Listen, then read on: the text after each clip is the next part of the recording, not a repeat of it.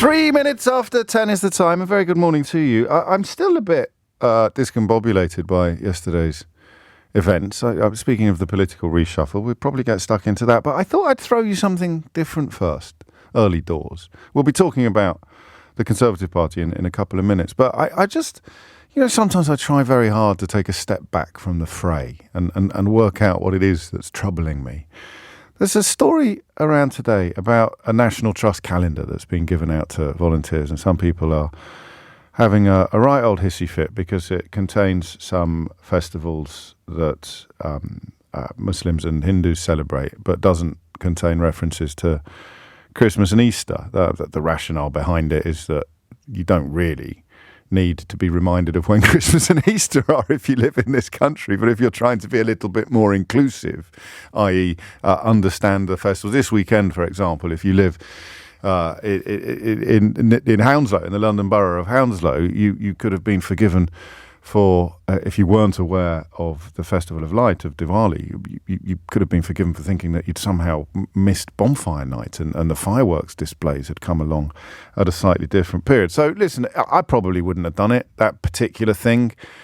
But then actually maybe I would have done, because you can't allow the woke finder generals to determine what you do. If you're trying to do something that is more inclusive than what is usually done, then you include the things that people don't know about. But I think you could have included the things that people know about as well. But of course, the complaint is that Easter and Christmas are Christian festivals. Don't at me with the Druid heritage of Easter. I'm across it, but I don't think there's anything controversial about describing the commemoration of both the birth and the death of Christ as Christian festivals. And yet I haven't seen hide nor hair of a very measured and interesting intervention from the actual Archbishop of Canterbury on the question of a ceasefire in Gaza. So I just thought I'd note that. I think we might talk about it in the second hour. I'm not sure, but the first hour of the programme will be about the Conservatives. The first thing I wanted to put in front of you was that weird dichotomy. Do you care a lot about Christian traditions? Do you care a lot about Christianity? Are you very Christian? Do you really care? Christian? Yes, when there's a National Trust calendar that has got Diwali in it, but not Christmas, I am out. Okay. What do you think about the Archbishop? Who? What? I didn't even know he'd said anything on this. It's just odd, isn't it? That corners of the media are going to try to get you angry about a calendar while completely ignoring calls for a ceasefire from the... He's not the head of the Church of England, is he? I think that's the king, technically. But he's the most senior cleric, the most senior priest in the Church of England. Don't listen to him. He's calling for a ceasefire. Shut up. Get cross about a calendar. Completely ignore the most senior cleric in the entire church. I just thought that was quite interesting. 6 minutes after 10 is the time. The Conservative Party. How can it be considered a political party in any traditional sense of the word? Because while you can have rogue elements on the back benches, you can have people, rebels, if you like, on the back benches who routinely or regularly defy the whip and lead on to the sort of rebellious phases. To have people front and... I'm really interested in this because I think coalition government is really interesting, not in the British tradition, not when a party fails to get an overall majority, so it has to do a sort of grubby deal with a third party, in historically the Liberals or the Liberal Democrats. I mean other countries. I thought the election result in Poland was fascinating, and the governing party got more votes than any other party, but they lost because there is more agreement and consensus among opposition parties, which creates a majority and a mandate for government. So I am intrigued by that because I can see the advantages of it. I can see the leavening effect that coalition government has. You could shave some of the sharper edges off a policy platform by dint of having partners from a more moderate position, and I suppose vice versa as well. You could toughen up a very moderate policy platform by dint of the necessity of having slightly more radical partners from the left or the right or somewhere else. So I can see an appeal in the idea of having what's the word I want? Is it a diverse cabinet? The problem is if I say a diverse cabinet, the woke finder general will probably have an embolism. All I mean is a diversity of opinions, but they've turned diversity into a dirty word now. You know what I mean? I feel sorry for the dancers. Is it Ashley Banjo's lot? They're called diversity, aren't they? But they've turned diversity, small d, into a dirty word. But it's a diversity of position, a diversity of opinions. When I did my politics A-level in 1990, it was still very much the case that collective cabinet responsibility was a thing. And in some ways it still is. So the idea was that once a decision had been taken at cabinet, albeit that the decision is usually taken by the Prime Minister, once a decision had been taken at cabinet, every cabinet minister had to abide by it. You couldn't go rogue. You couldn't go off message. In some ways, that would be part of the rationale, if we were living in normal times, behind the latest sacking, the most recent sacking of Suella Braverman. She, I think, refused to accept the Prime Minister's guidance on what she could and couldn't write in her attack upon the Metropolitan Police.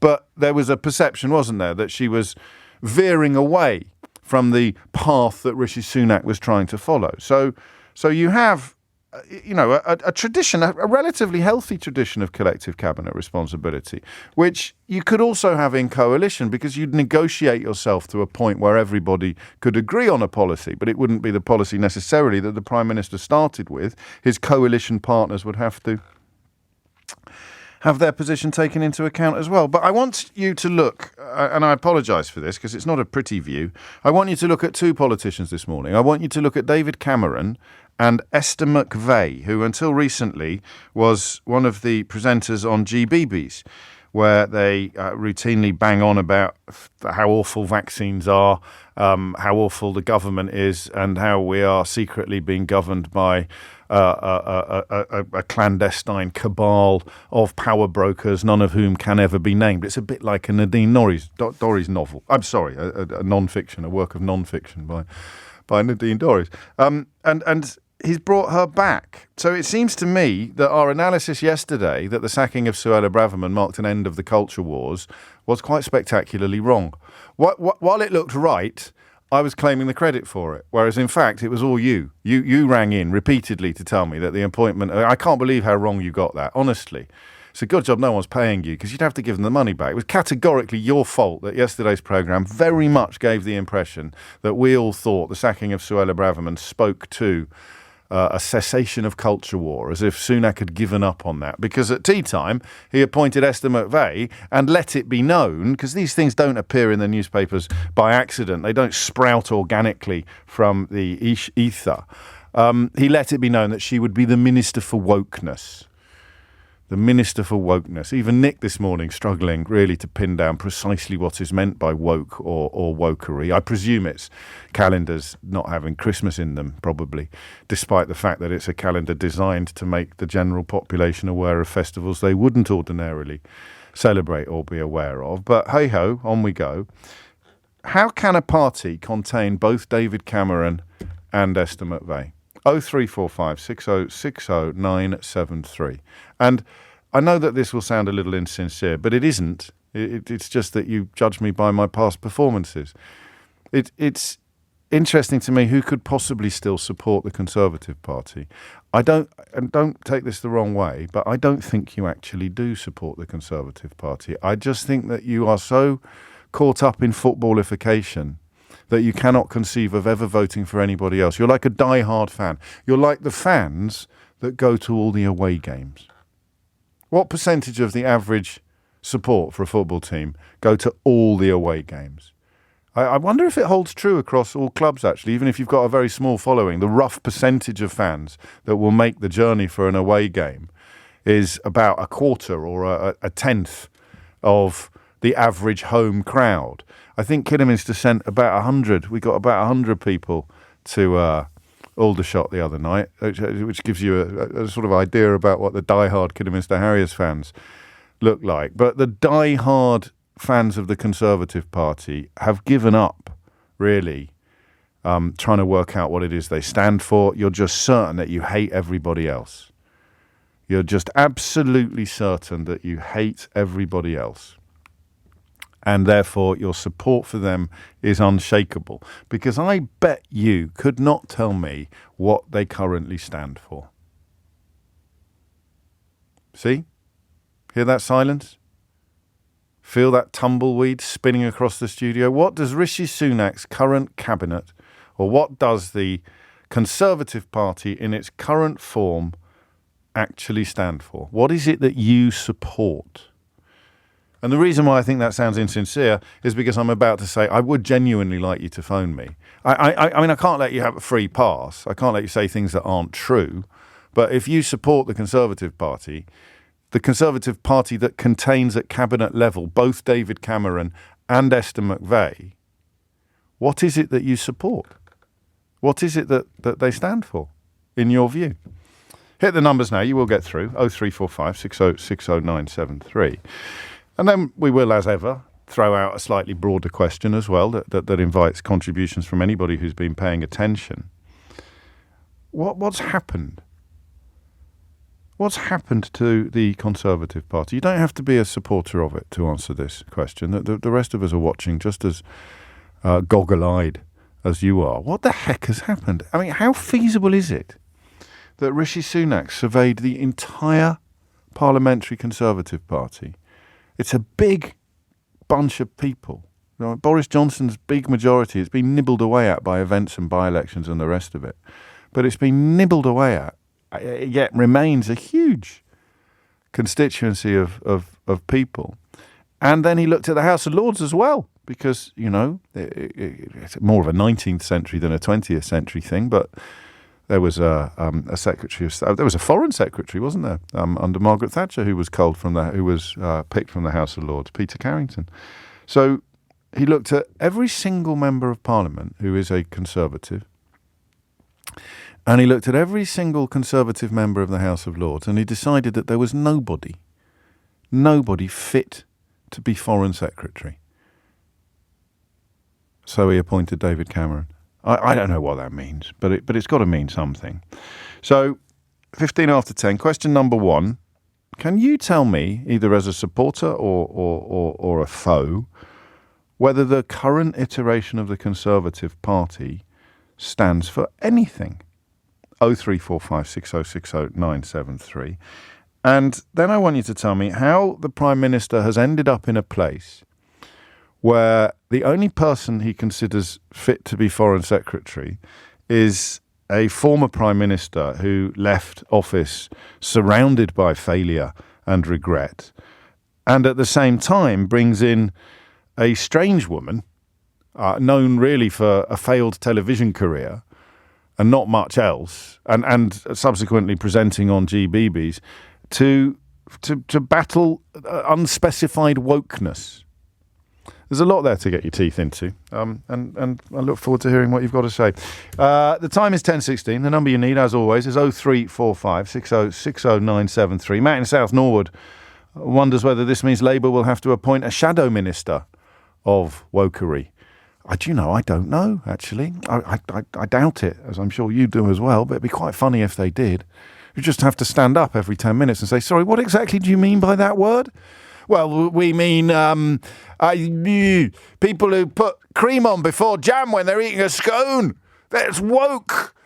People who wear their T-shirts inside. I don't know what it means, but it's very, very bad. Calendars. That kind of thing. What's going on? What's happened to the Conservative Party? That's the fundamental question this morning. What has happened to the Conservative Party? And what does it say that Cameron has been brought back? 0345 6060 973. It is 20 minutes after 10, and it is, it's a remarkable state of affairs. Sometimes you have to step back from it to appreciate just how extraordinary it is. But Rishi Sunak looked for 10 minutes yesterday as if he'd called time on culture wars, the nonsense of fighting woke without being able to really describe what it is. And even if you think you can describe what it is, even if, for example, a National Trust calendar is enraging you today, what would a politician do about that? You're going to force the National Trust. You're going to define what institutions and charities can put and can't put on their calendars. Don't be silly. So it looked for 10 minutes as if he'd called time on all that nonsense, the sort of 30p Lee school of politics, and then he appointed Esther McVey as woke finder general. So I don't understand what's going on, and I wonder whether Conservative supporters do. What does your party mean now? What does it stand for? Whose party is it? David Cameron's, Rishi Sunak's, or Esther McVey's, or 30p Lennox?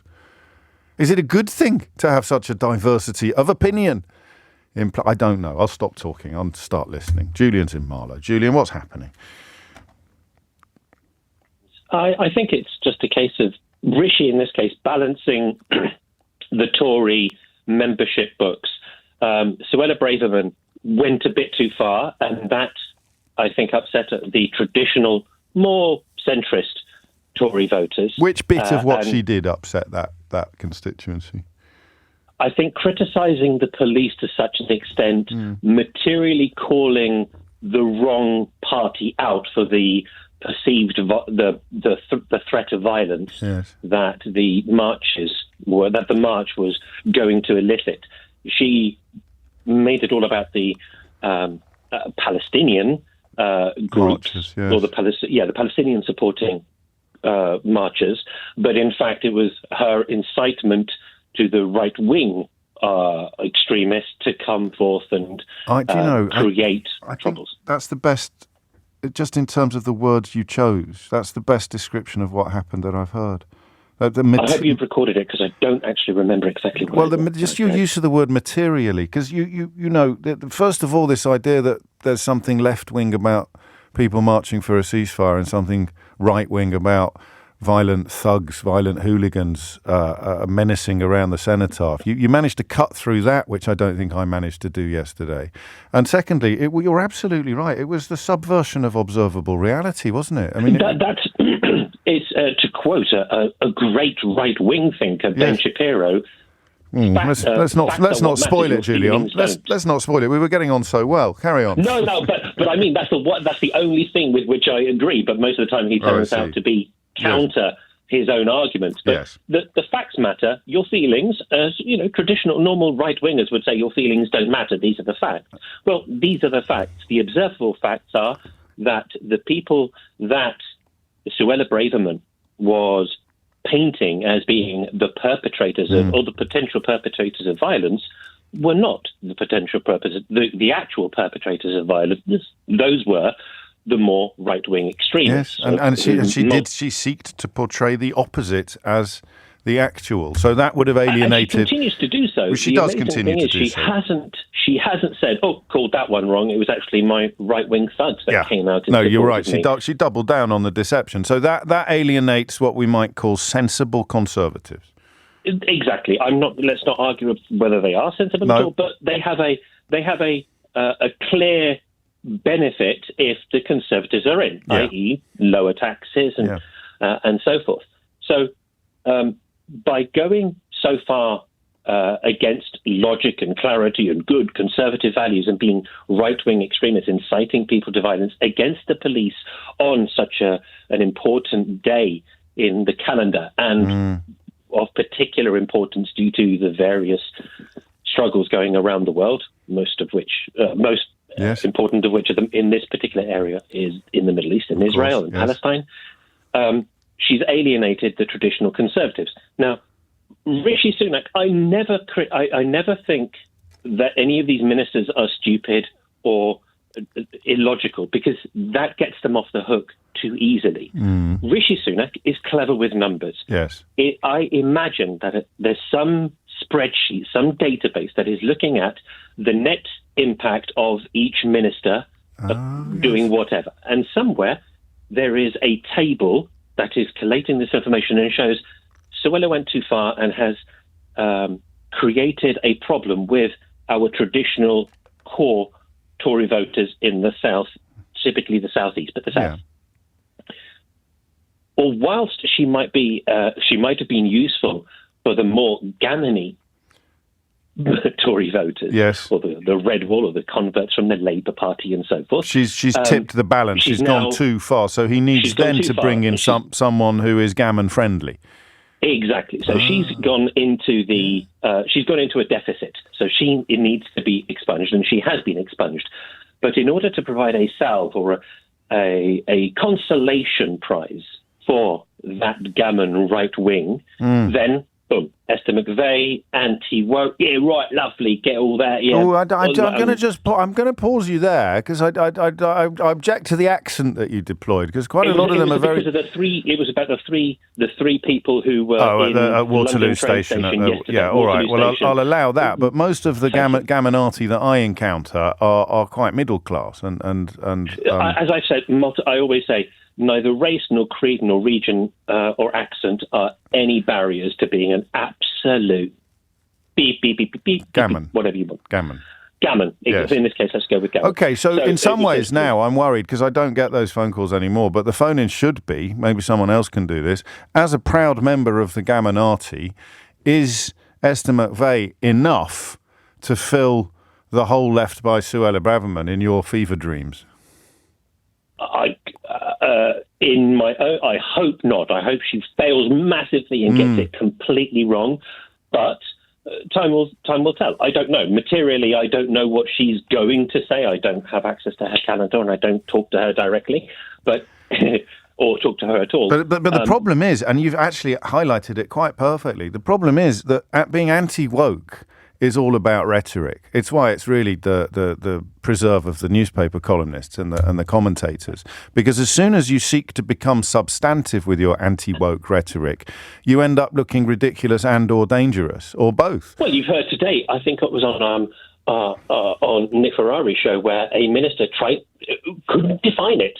Yes, I hate it when Nick steals my most popular questions and then hits Tory ministers over the head with it. Recently, James, you should have trademarked it. I couldn't possibly comment on that. But it is it. So what she did was try to turn it into substantive policy or substantive policy pronouncements, i.e., attacking the police and maligning peaceful protesters and appearing to incite far-right hooligans. And that's the point at which the algorithm breaks. Therefore, she has to be chucked out. So Esther McVey's job is to keep it vague. Just talk about calendars and talk about I don't know, pronouns or something. Yeah, values and pronouns. Don't whatever you do talk about the police or protesters.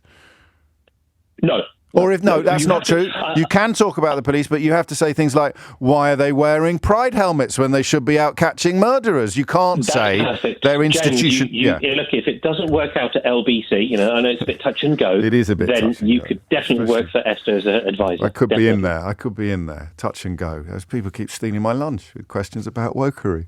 So there it is. So listen, if you're going to talk about the police, Esther, just say stuff like, why are they dancing at the Notting Hill Carnival when they could be out catching rapists? Don't actually accuse them of being biased against or biased in favour of people marching for a ceasefire as opposed to people marching against the ideals of the Black Lives Matter movement. Thank you, Julian. That was really strong stuff. Julian has set the bar quite high, but I sensed that he wasn't speaking from a position of loyalty, of Tory support. And if you are traditionally a supporter of this party, what does this party stand for today? It is 10:33, and I think that was very, very strong, actually, that first call, because the mystery of wokeness, this incredibly inflammatory idea, it means whatever. If you're joining me, if you've been in a coma for 10 years, it's the new word for political correctness. You can't say what you want in this country anymore without being sent to prison, as Stuart Lee has famously explained. You can't say what you want about immigration without being called a racist. Say racists. And that was political correctness gone mad. You're not allowed to, say disgustingly rude things about people anymore without feeling. And that's changed, really. You can now. Flipping Farage is going into I'm a celebrity, get me out of here. So, the idea that you can't be publicly racist anymore in this country, I think has been fairly roundly dismissed in recent years. But you have to stay angry. These people have to stay angry. I can't get angry about that. You got what you wanted with Brexit. You got what you wanted with Boris Johnson. You got what you wanted with Liz Truss. You got what you wanted with David Cameron, even, I suppose. So you've had everything you've wanted for 13 years. All the things you voted for have happened, and you're still bloody furious.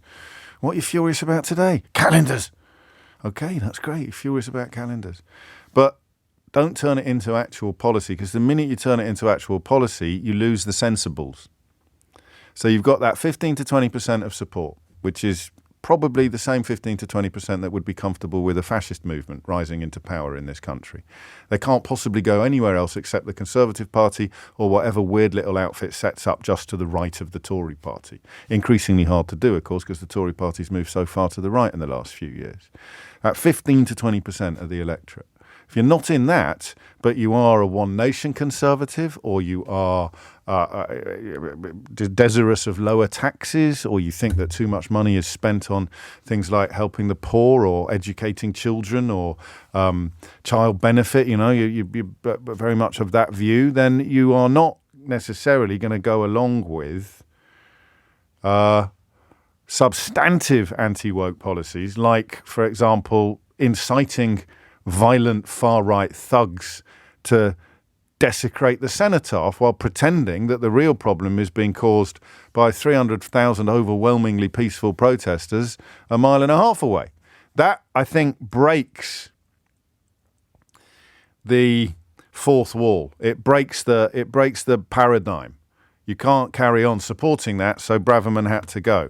Replace her with What's the Chops McVeigh, and it's absolutely fine because she'll just shout about pride helmets, people dancing at the Notting Hill Carnival, and calendars. She can't do anything about any of it, but at least there'll still be someone there to, if you like, a maypole around which all the gammon can dance. He needs a gammon maypole. That's quite a good figure of speech. So Esther McVeigh is a gammon maypole. He needs something around which they can all dance, but whatever you do, don't do anything substantive or meaningful, like attack the Metropolitan Police and incite far-right hooligans to desecrate the cenotaph, which is why, in an almost perfect proof of this theory, which is why she can attend cabinet, but she is not a cabinet member.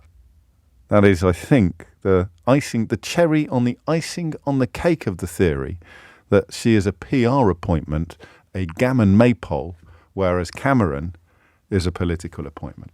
Although I find them both a bit baffling. Michael's in Bolton, which is quite funny, Michael. Do you know why?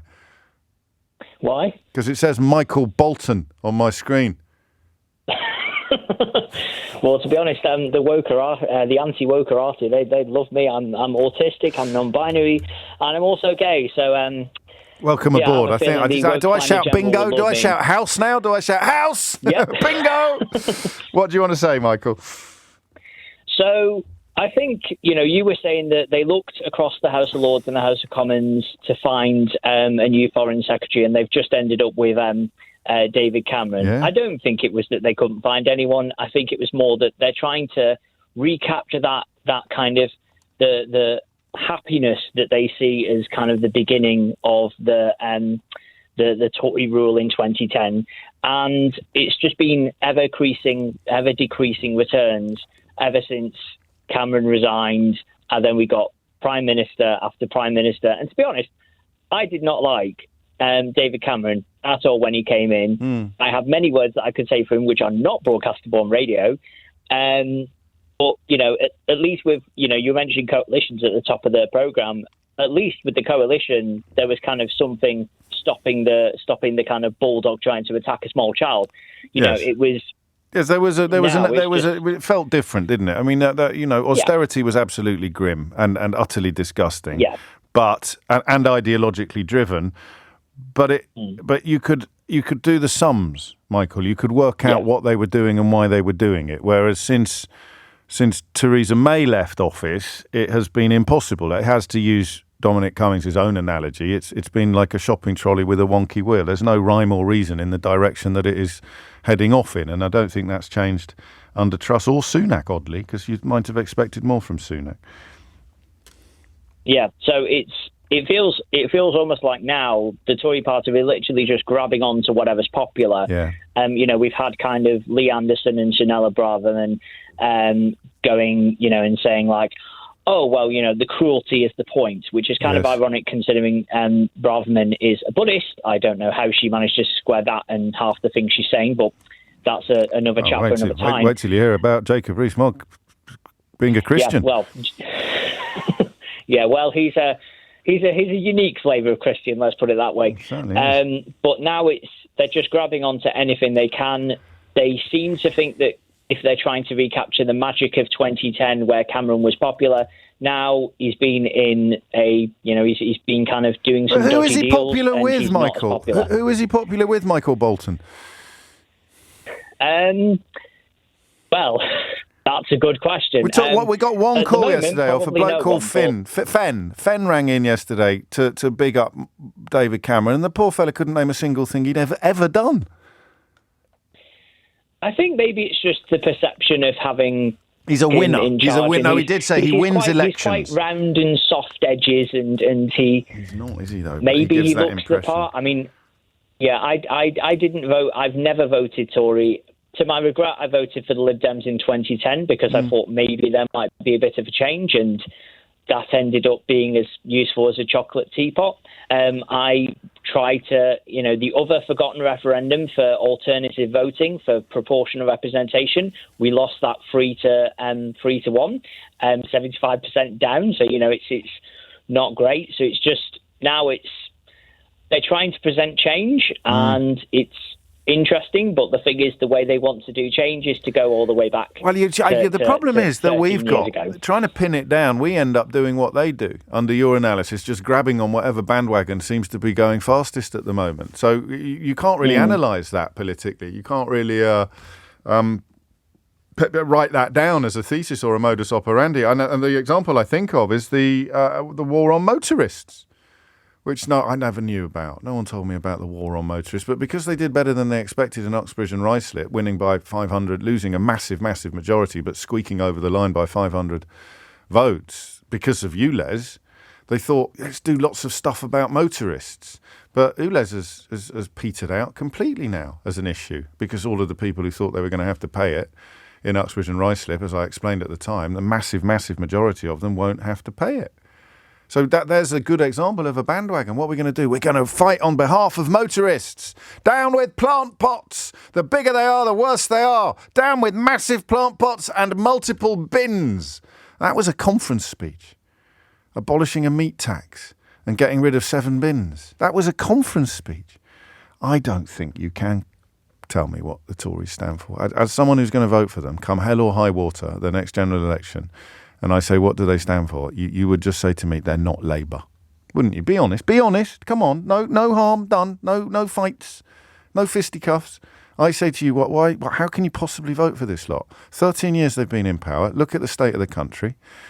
What do they stand for? Just look at the personnel in the cabinet. They've brought back David Cameron, who you probably hate.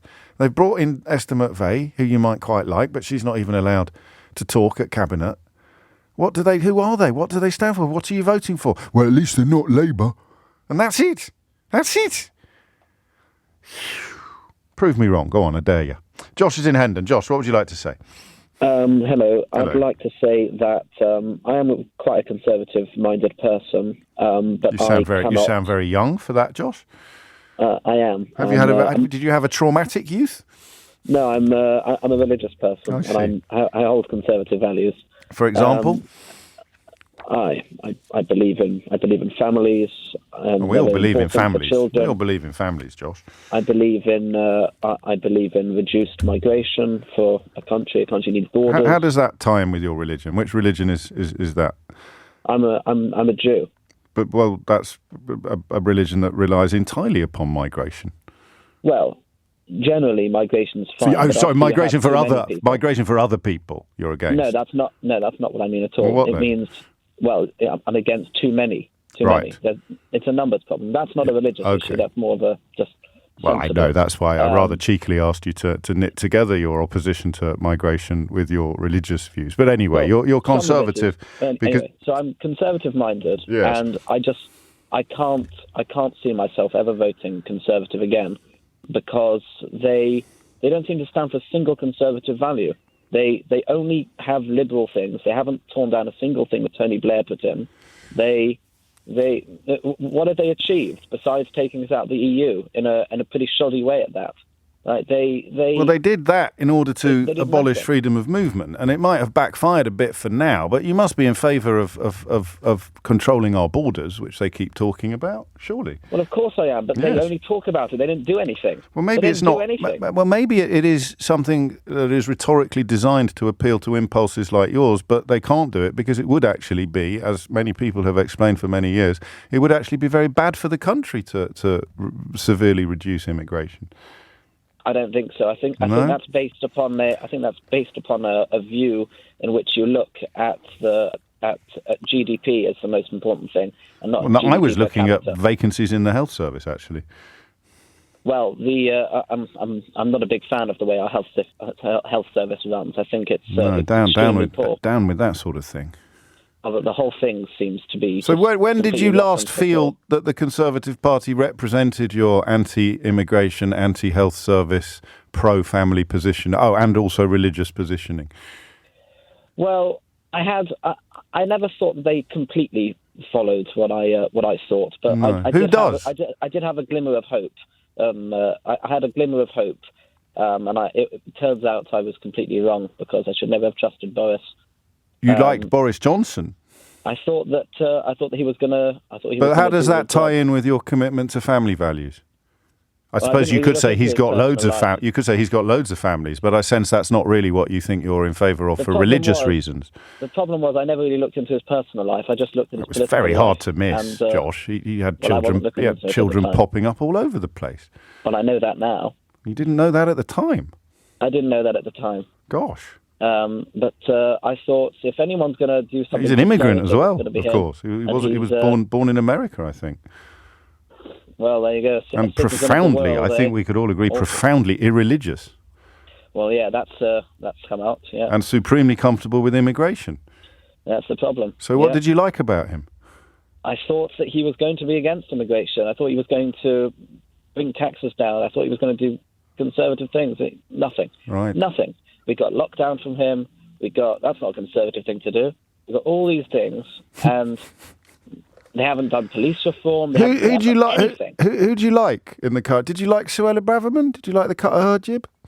She was okay, but again, she didn't do anything. It was all rhetoric. It's all rhetoric. It doesn't do anything. These people don't do anything. No. 13 years as well.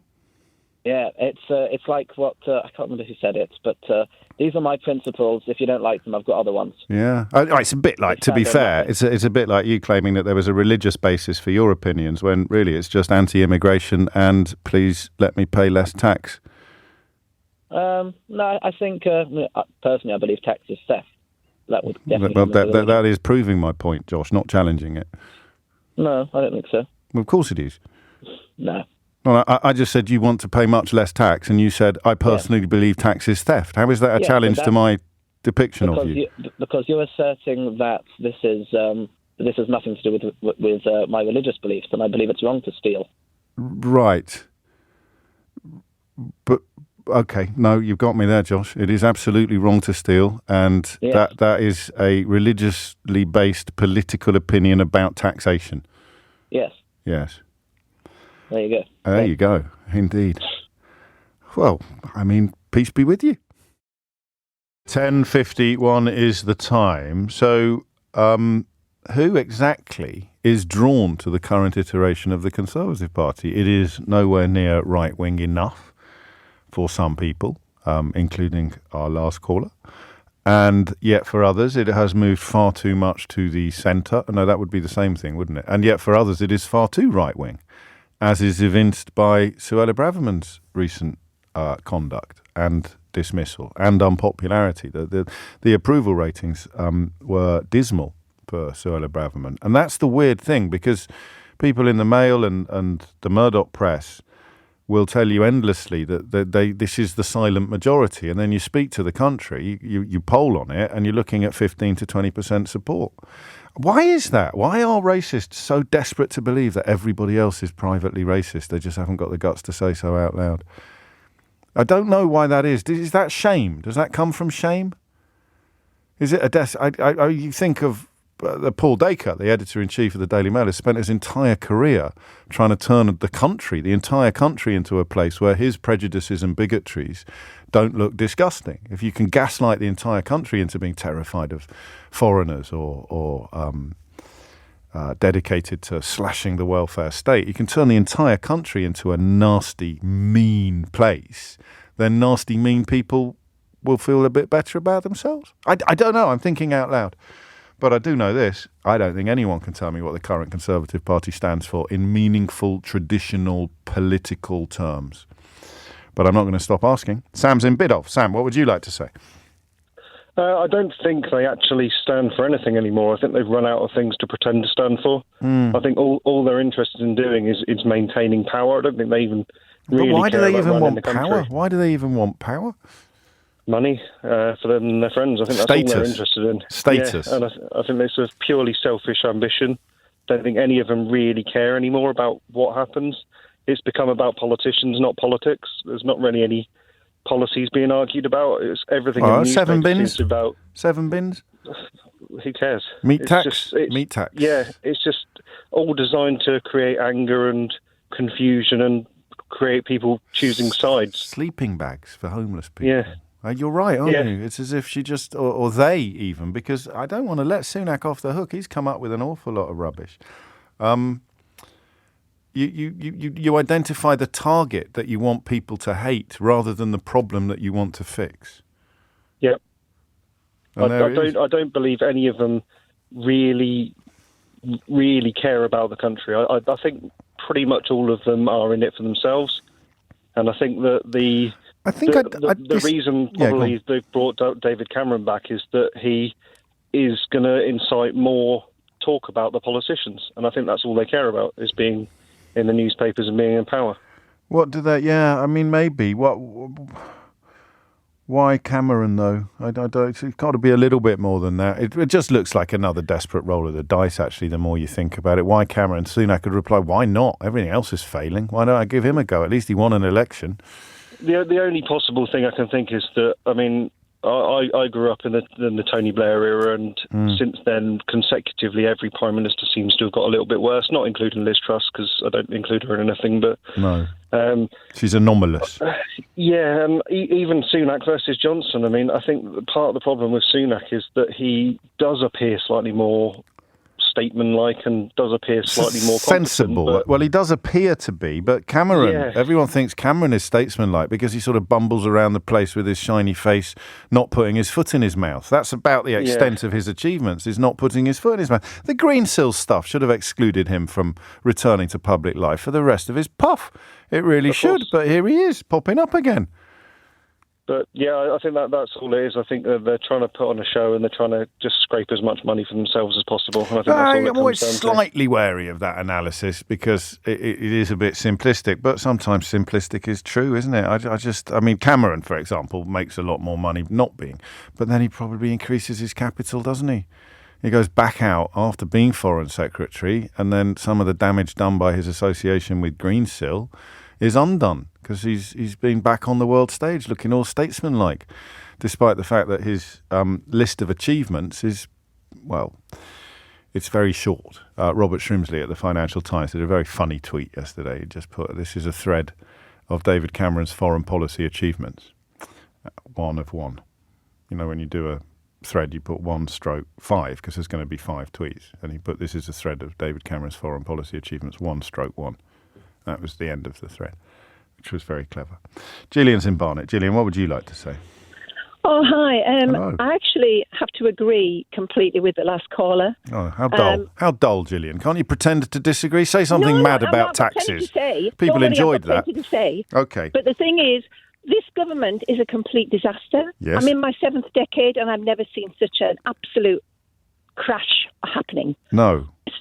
Suella Braverman I don't know why she hasn't been charged with inciting violence, because I've been on 3 of the marches, and I know that there were maybe, on the total of all the marches, maybe 100 people that said something or did something that they shouldn't have done and should have been brought up by the police. Yes. But you maybe had 500,000 people. I mean, you get more violence at a football match where there's 70,000 people. I mean, it's all the press. And it's this British press that are doing it. You look at or the BBC in particular, sorry to have to say it, but the BBC in particular, who and the papers as well, they always come down on the side of the far right. By the way, as well, I think the BBC. The BBC is terrified of getting attacked by the right-wing newspapers, so they have to do a sort of both sidesism. No. But I don't know that I've seen the BBC as coming down on the side of the far right, Gillian. Have I? Well, maybe not on the far. Not on the far right. No. Sorry, I'll take that back. That's all right. But certainly, I'm going back to the actual initial question about the government. Yes. What do they stand for? The Conservative Party is not a Conservative Party. It's a right-wing party now. If they want to, they should actually split off. The far right should go into their own little party, and the Conservatives should actually remain Conservative. I think, anyway. What do you mean by Conservative? Well, just as this other guy, who I don't agree with, the guy from Hendon, he said about family values. Yes. And he said... The Boris Johnson family values fan. Yeah, I know. And then he said about, what was it? Taxes theft. Taxes theft. Yes. I thought, well, how are you going to pay for everything? I know our services are pretty dire at the moment, but can you imagine not having any tax? We wouldn't have any services. No, well, I know that, and you know that. But I was asking what do you mean by Conservative? Because you used it as distinct from right wing, and I think I know what you mean by right wing. What do you mean by Conservative? Just having a bit of kindness and having a bit. There's no kindness at the moment. Kindness has gone out the window. I mean, I won't go into the Middle East conflict, but honestly, I'm so appalled at how this government has handled it. Hamas was bad. I have to admit, it was awful. But now the Israelis are just doing its revenge. Pure bloodlust. I mean, nobody can deny that. Well, lots of people can deny it. No, hang on. Lots of people can deny it, but equally they can't deny you the right to hold the opinion that you hold. That's my opinion. And it sometimes seems as if they are trying to deny you that right, actually. But on we go. Gillian, thank you. You can tell by the music in the background that we've reached the end of that hour, although glancing at my switchboard, I could confidently suggest that we haven't necessarily reached the end of that conversation. Other things on my agenda this morning, while I take a view on whether to continue with elements of the conversation we've just been having, which is really important, by the way. If I were to be completely honest with you, the days when the national interest coincides with political gossip are my favourite days. Not my favourite days, but they're definitely in my top 20. Because talking about the state of the government is obviously a very serious and important conversation. But having a bit of a gossip about how awful the members of the government are is also just great fun. And now I've run out of time to tell you about the other stuff that I've got in my pocket. What an amateur. It is 4 minutes after 11. Some cracking calls still waiting. Some very good callers waiting to come on, I am told. So we'll stay with it for a little longer. I can remember John Major. So I'm 51. And I was doing this job under the last Labour government, and don't laugh, I wasn't that political, would you believe? I was political, but the things that really radicalised me, if that's the correct word to use politically, were Boris Johnson's approach to the firefighters during the industrial dispute. I was very naive about that. And then seeing how the media responded by attacking firefighters. I genuinely... you can laugh at me now if you want, because it is a bit of an embarrassing admission. So what happened was, I was a showbiz journalist. All I ever wanted to do was be a journalist, like my dad. And the only way into the industry I could find was being a gossip columnist, which was great fun in many ways and absolutely terrifying in others, but I won't bore you with the details. I'll save that for another day. And because I could write a bit and I was quite good in conference, I could talk a good game in front of the editor, I kept getting promoted. So I ended up being show business editor when I was 27 or 28, which is quite a big deal, but not a very big deal. Piers Morgan was editor of the News of the World at the same age. So, it was good, but no cigar. And then I started getting invited onto TV and radio programmes to talk about things like Liam Gallagher's marriage to Patsy Kensit.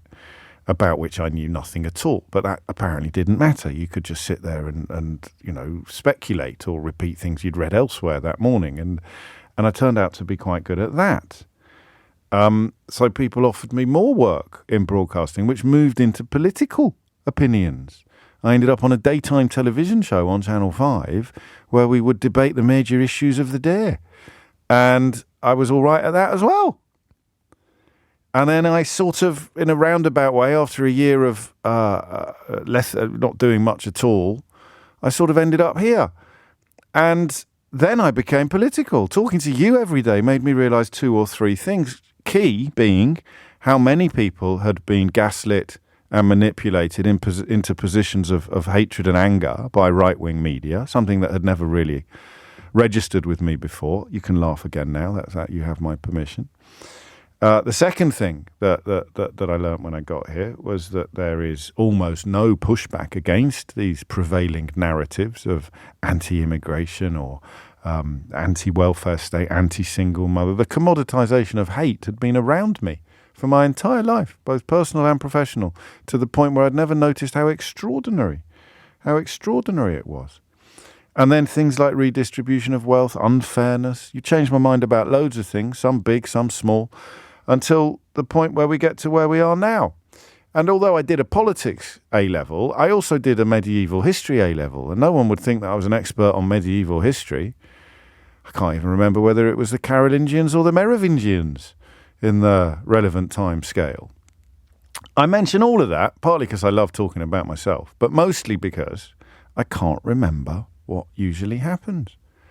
I can't remember. I remember Blair getting in 97, but I don't remember whether or not the John Major administration that preceded him was collapsing in the way that the current Conservative administration is. I think it did. It was sleaze, wasn't it, with John? Sleaze in Europe, really.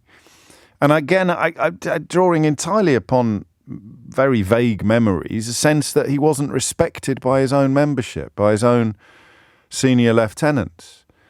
I don't think Gordon Brown's premiership ended like this. I think if I remember correctly, if he'd gone 6 months earlier, he probably would have romped home, but his excess caution meant he wanted to wait until it was even more of a dead cert that he'd get over the line. And events, dear boy, events. So is it a Conservative thing? Is it a Conservative thing that eventually they will just fall apart because eventually being dedicated to self-advancement and the interests of the very wealthy will just... I don't know. But I do know this. Nobody can tell me what the current Conservative Party stands for in a positive way, what it is you would be voting for if you marched into a polling booth this time next year and stuck a whopping grey X in the box marked Tory. What would you be voting for? Because I know what you'd be voting against, largely the lies you've been told by right-wing newspapers. But what would you be voting for? 0345 6060973. Speaking of the right-wing newspapers, this new chairman of the Conservative Party, who has been rather embarrassing himself on broadcast media this morning, the question of how anybody thought that he was a good media performer has been answered by a colleague of mine, young Connor, who reminded me that, I can't even remember his name, Nick Holder, is it? Paul Holder? Holder. Holding? Richard Holden. Thank you. The batsman's Holden, the bowler's Willie. Do you remember that? Oh, that was Holding, wasn't it?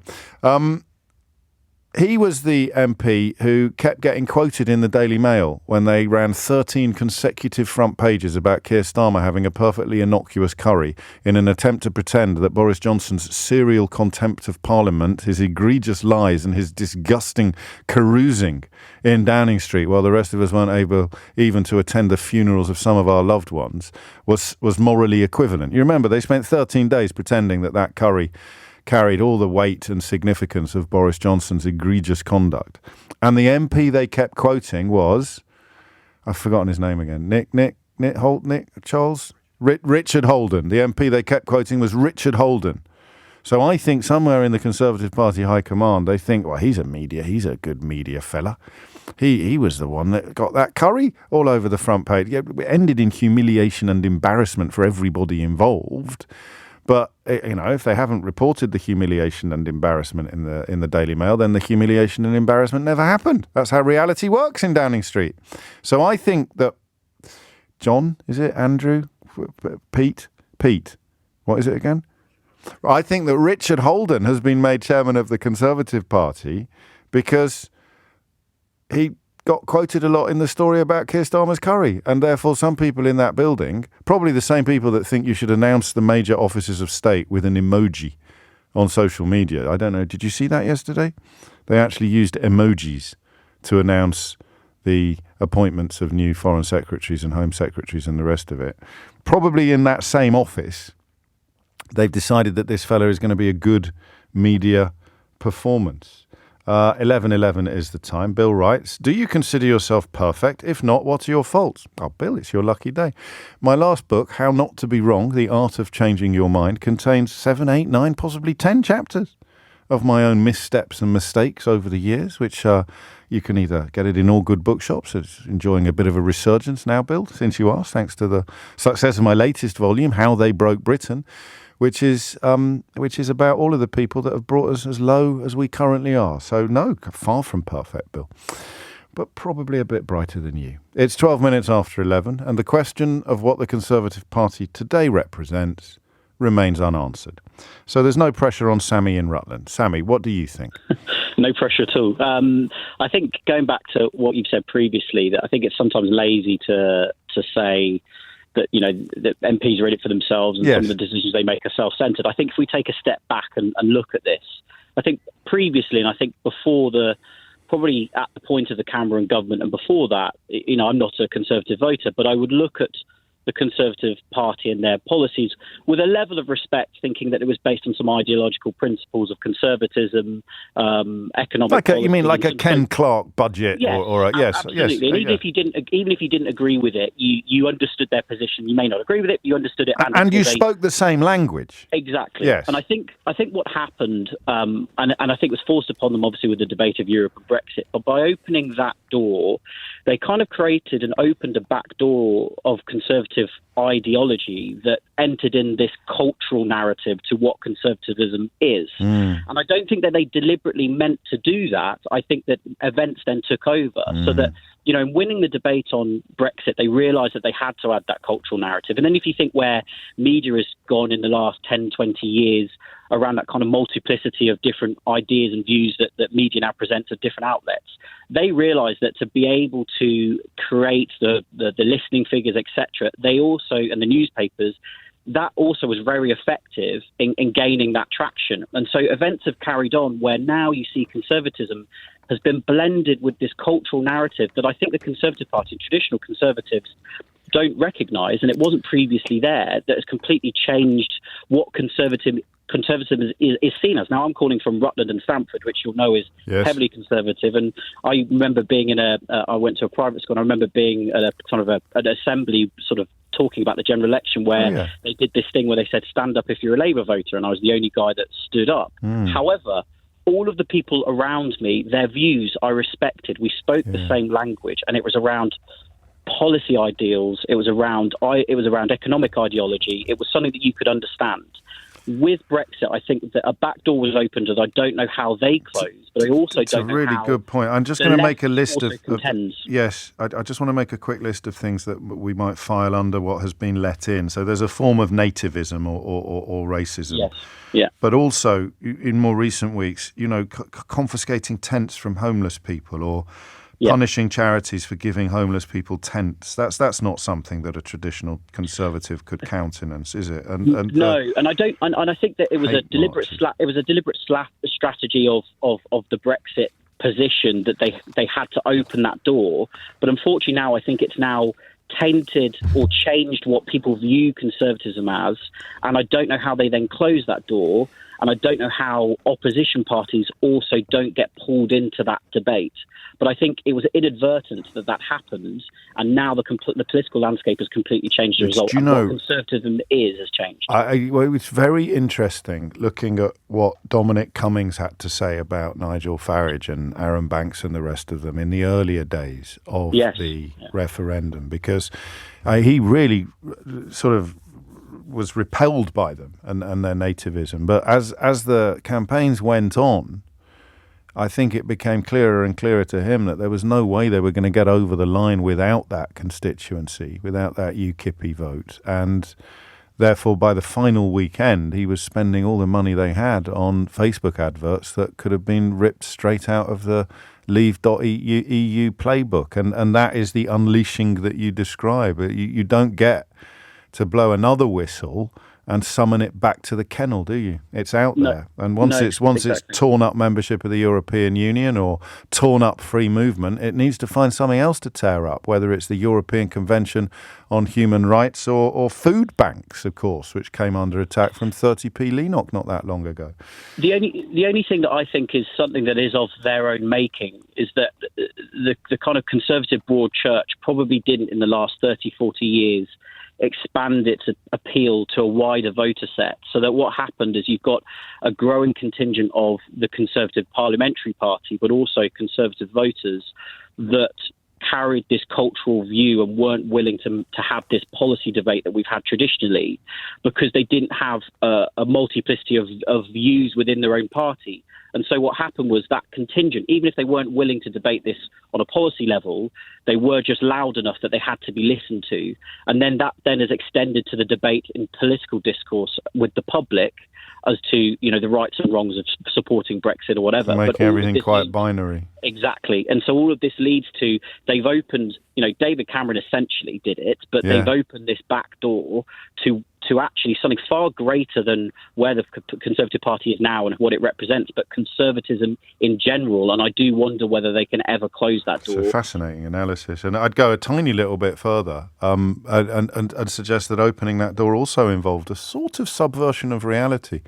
A denial of observable reality or objective truth, similar to what we saw in America, where Kellyanne Conway talks about alternative facts. And in this country, we have somebody like Andrea Jenkins, apparently utterly detached from what the rest of us would recognise as reality. And Johnson was a big part of that. Cameron wasn't, but Johnson was a famous liar. That was his career. I was with a journalist yesterday, a very august and authoritative journalist who was in Brussels as a correspondent, a senior correspondent, when Johnson arrived there for the Telegraph, and he began to lie and lie and lie again. And by the time he left Downing Street, I think an awful lot of the Conservative Party had forgotten what the truth looked like. And I'd add to what Sammy said by saying how they get back to recognising what the truth looks like, I do not know, because Rishi Sunak talks about professionalism, accountability and integrity when almost every step of his premiership has involved the polar opposite of all three. 22 minutes after 11 is the time. They do know what the truth is, James. You have to know what the truth is in order to lie about it. That is why they're all so desperate not to face it, whether it's austerity, Brexit, coronavirus, Liz Truss, and at the last, Rishi Sunak, who faces a general election where perhaps a nation will face up to the legacy of 13 years rather than lie to themselves. The question for voters is it preferable to lie to yourself or face up to the legacy of the last 13 years? It's a very pertinent question. You should have signed your text. I could have blown some smoke up your fundament. 22 minutes after 11 is the time. I would like to ask this, but I don't think that I have enough people prepared to ring me who would fit themselves into the category that I'm about to describe. I would like to ask whether or not Esther McVey is a big enough gamon maypole to fill the space left by Suella Braverman. So it's clear that Rishi Sunak has appointed her as a sort of rallying point for gamonati, and by gamonati we mean people of any creed or colour who essentially hate foreigners and all the rest of the very lazy sub-son male rhetoric, hate single mothers, foreigners, taxes. He He's clearly appointed her as a focal point or a rallying point for the Gamonati, but Suella Braverman had taken things to a whole new level. I think that, oddly, it's not her comments about peaceful protesters or her incitement of far-right hooliganism. It was the sort of very odd pronouncement about homeless people and tents that just signalled a move for me, a paradigm shift. And that was a very big space. She was an enormous gammon maypole, Suella Braverman, possibly the biggest gammon maypole that we've seen in the Conservative Party. Nigel Farage, of course, remains the biggest gammon maypole of them all, but he's going to be busy eating ostrich anuses for the next few weeks, so we can leave him out of our pontifications. But if Suella Braverman was the biggest gammon maypole in recent memory, probably the biggest gammon maypole since Enoch Powell, will Esther McVey be a big enough gammon maypole to fill enough of the space vacated by Suella Braverman to make her appointment worthwhile for Rishi Sunak? Because, of course, while the gammon is busy dancing around the gammon maypole, they can't come after him as leader. Although Andrea Jenkins did submit her letter of no confidence to the leader of the 1922 committee yesterday, and I think I probably should read it to you in its entirety. This woman, was she an education minister at one point? I can't. I mean, if I say it's barely literate, then I would probably be understating the awfulness of this. I mean, not writing to the chair of the 1922 committee in barely literate prose is one thing, but being so dumb that you don't realise how barely literate your prose is and think it would be a good idea to therefore make public the letter that you have sent is quite extraordinary. I mention Andrea Jenkins because she clearly doesn't feel that Esther McVey is a big enough gammon maypole to fill the space left by Suella Braverman. But that might be because she herself has ambitions to become a gammon maypole. She could have been the woke finder general in Rishi Sunak's current administration. But on we go. I will read you that letter. It is extraordinary. And it's another mark. If I ever do an appendix for how they broke Britain, things like this letter from, I think, a former education minister are yet more evidence of just how low we've been brought and how appalling the puddle from which political appointments must now be made has become. Nick's in Norwich. Nick, what would you like to say? I'd like to say hello, mate. Nice. Thanks for having me on your radio show. Very welcome. I'd just like to say that the Conservatives haven't changed. They've always been like this. There's nothing different about them than there was in the 80s or whenever they've been. It's just that they don't really care anymore if people see them for what they are. They know they're losing the next election. The people in charge now, I mean, none of them are elected, hardly any of them. Their ideology is to destroy the welfare state and take as much as they can out of taxes, because taxes are just pure socialism, which works nicely for everyone, and they don't need to benefit from the taxes, so they see it as something that they can prey on. We can afford to pay, yes, but I mean, and then of course it's the Aneurin Bevan quote about persuading Labour to use its political power to keep wealth in power, isn't it? Because most people would be in all sorts of trouble if A, the welfare state was dismantled, and B, taxation was massively reduced, because most of us are net takers from the system rather than net givers. But they managed to persuade people. I got a text here actually from Scott, and I do not know, Nick, whether it's a joke or not. He says, James, I vote Conservative because one day I might be rich.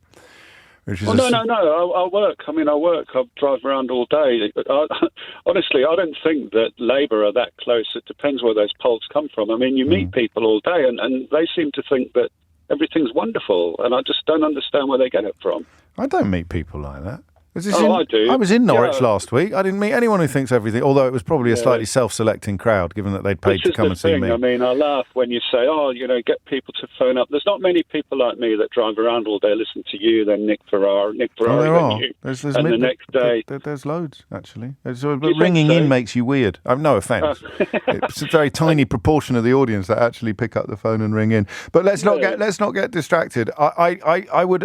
I think cite John Major in opposition to your thesis. John Major, I think, was a good Conservative. Oh, potentially. I mean, I moved here, during the Blair years from South Africa, and it was beautiful. When I got here, the place was lovely. And I remember the Boers in South Africa. They were always amazed British people would vote for Thatcher, who was a big supporter of apartheid. She was, yes. And protest in the streets against apartheid.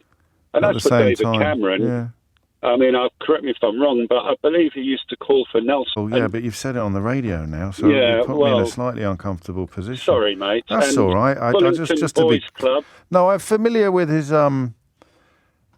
familiar with his his Bullingdon Club days. In fact, I write about them a bit in the book in how they broke Britain.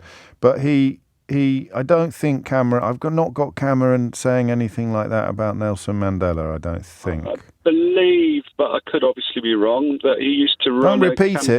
Don't repeat. During Thatcher's time in office, members of the Federation of Conservative Students went as far as wearing stickers declaring "Hang Nelson Mandela." There we go. So until the group was banned in 1986 by an embarrassed Tory leadership. John Bercow was the head of the Federation of Conservative Students at the time. He's been on quite a journey in the intervening years, but there is no evidence that the young David Cameron was involved. Fair enough, but it just points to my statement. No, it does. Yeah, you could just got the wrong Tory. You got the wrong Tory. Yeah. Thank you, Nick. But I still offer up John Major and, some of the more obvious and possibly slightly simplistic examples as well. Rory Stewart, most obviously, who did great things at the Foreign Office. His book is incredibly cutting on David Cameron, by the way, which is pertinent. It's significant because Sunak's doing that thing. He's clicking his heels together and saying, there's no place like home, there's no place like home. He's trying to dream things better. I think there's an Aha lyric, actually, I dream myself alive. They don't get the credit they deserve for their philosophical aperçu, Aha. But he's trying to dream things better, ignoring the facts, plural, of David Cameron's record and of the testimony of people like Rory Stewart about what he was really like with regard to foreign policy when he was Prime Minister. I shall read you Andrea Jenkins' letter after this. Why don't you go and make yourself a cup of tea? It is 11:34 and you're listening to James O'Brien on LBC. Now, Sam, I'm going to read your message out and I'm going to answer your question, but I don't want to set a precedent by which you're going to think that you can get this level of bespoke personal treatment every time you tune in, because you mentioned this is the first time you've listened. But it caught my eye. I about 1 in 100 texts catch my eye because they just scroll past me so quickly. And it's pure luck. It's got absolutely no judgment whatsoever. Hello, mate.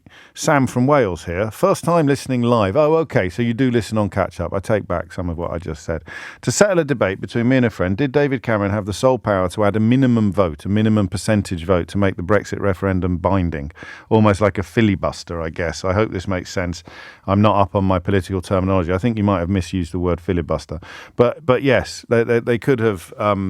I mean, the binding thing's a bit of a red herring because no one, technically, the referendum result wasn't binding, but nobody believed that in either the run up to it or the aftermath of it. But yes, they could, as the hard man of Brexit himself, Steve Baker, explained the other day with regard to a mooted referendum on a united Ireland. They could have had a higher threshold for victory. I think even Farage talked about that at one point, but of course, as ever with him, he'll say one thing on a Monday and the polar opposite on a Tuesday. So yeah, you'd need at least a 60% result in order for it to be binding or to be valid. He could have done that if he wanted, but he didn't. 11:36 is the time. Hang on, I told you this. So I first came across Andrea Jenkins, who you've just reminded me was actually made a dame. I'm going to say something a little bit rude. So if you are of a delicate disposition, maybe just turn your radio down a bit or use Rewind, Global Player, where you are in control. Sometimes you look at some of the stuff Boris Johnson did on the way out of Downing Street and you think, why did he do that? And I think the answer is that because he can. I think he is, in the same way that Andrea Jenkins flipped a finger at the British public outside Downing Street on one occasion. I think that Boris Johnson did a couple of things on the way out of Downing Street that involved flicking the finger at the British public and at traditions. It was like, how dare you throw me out? I'm going to do something ridiculous. Right, Andrea Jenkins is going to become a dame. It's a bit like when burglars poo in the kettle on their way out of a building. I think making Andrea Jenkins a dame is Boris Johnson. It's the political equivalent of Boris Johnson doing a poo in the Downing Street kettle on his way out of the door. She first came to my attention when she tweeted something about Boris Johnson that was just quite beautifully hilarious. It is Boris who has delivered on his promises to the British people. Thank God he saved Brexit, got a majority and broke the deadlock. We now have a strong negotiating team that puts Britain's interests ahead of the EU's. And I'd never heard of her before. And I thought at first it was a parody like Rosie Holt or Sir Michael Take MP, but it was not. So I tweeted, I cannot recommend this account highly enough. It is genuinely hilarious, 1,000,000 times better than most so-called parodies. To which, remarkably, she responded by writing, "Oh, Mr. Woke Man." So you see, she's furious that she's not the gammon maypole in Rishi Sunak's new government, isn't she? She's been applying for the role of gammon maypole pretty much since she arrived in Parliament. "Oh, Mr. Woke Man, we will continue to take a stand against you and your anti-British, anti-free speech agenda." That's me, speaking freely on the radio for 3 hours every single day with my anti-free speech agenda. Socialism is not the answer. What was the question?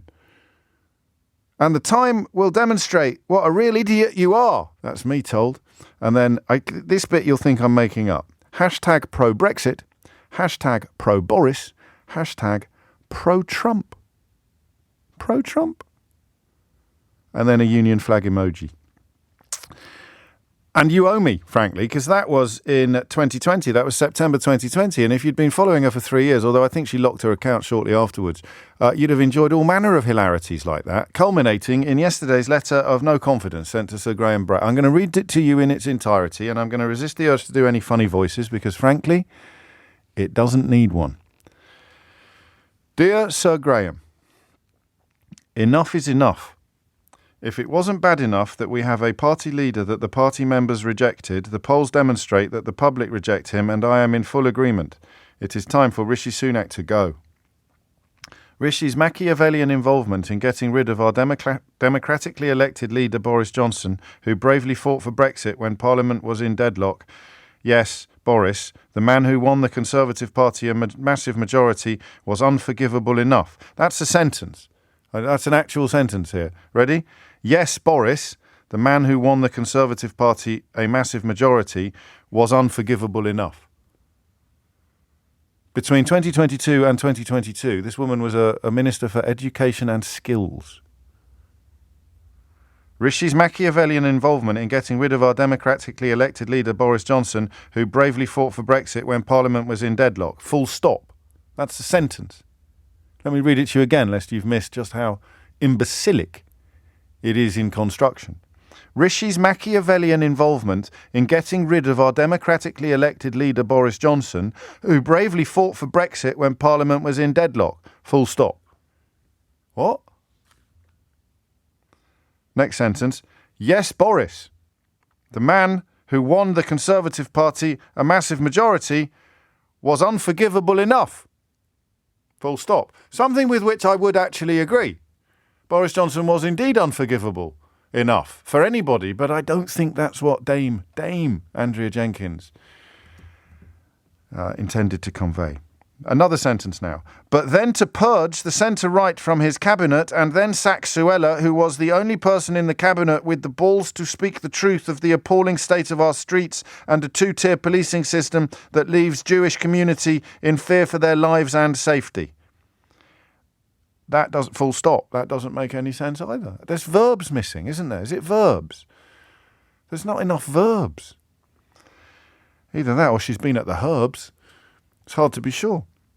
And the King's Speech, semicolon. There's no way she knows the correct place. She doesn't even know verbs. How could she be using a semicolon? That's quite a sophisticated piece of punctuation. And the King's Speech, semicolon.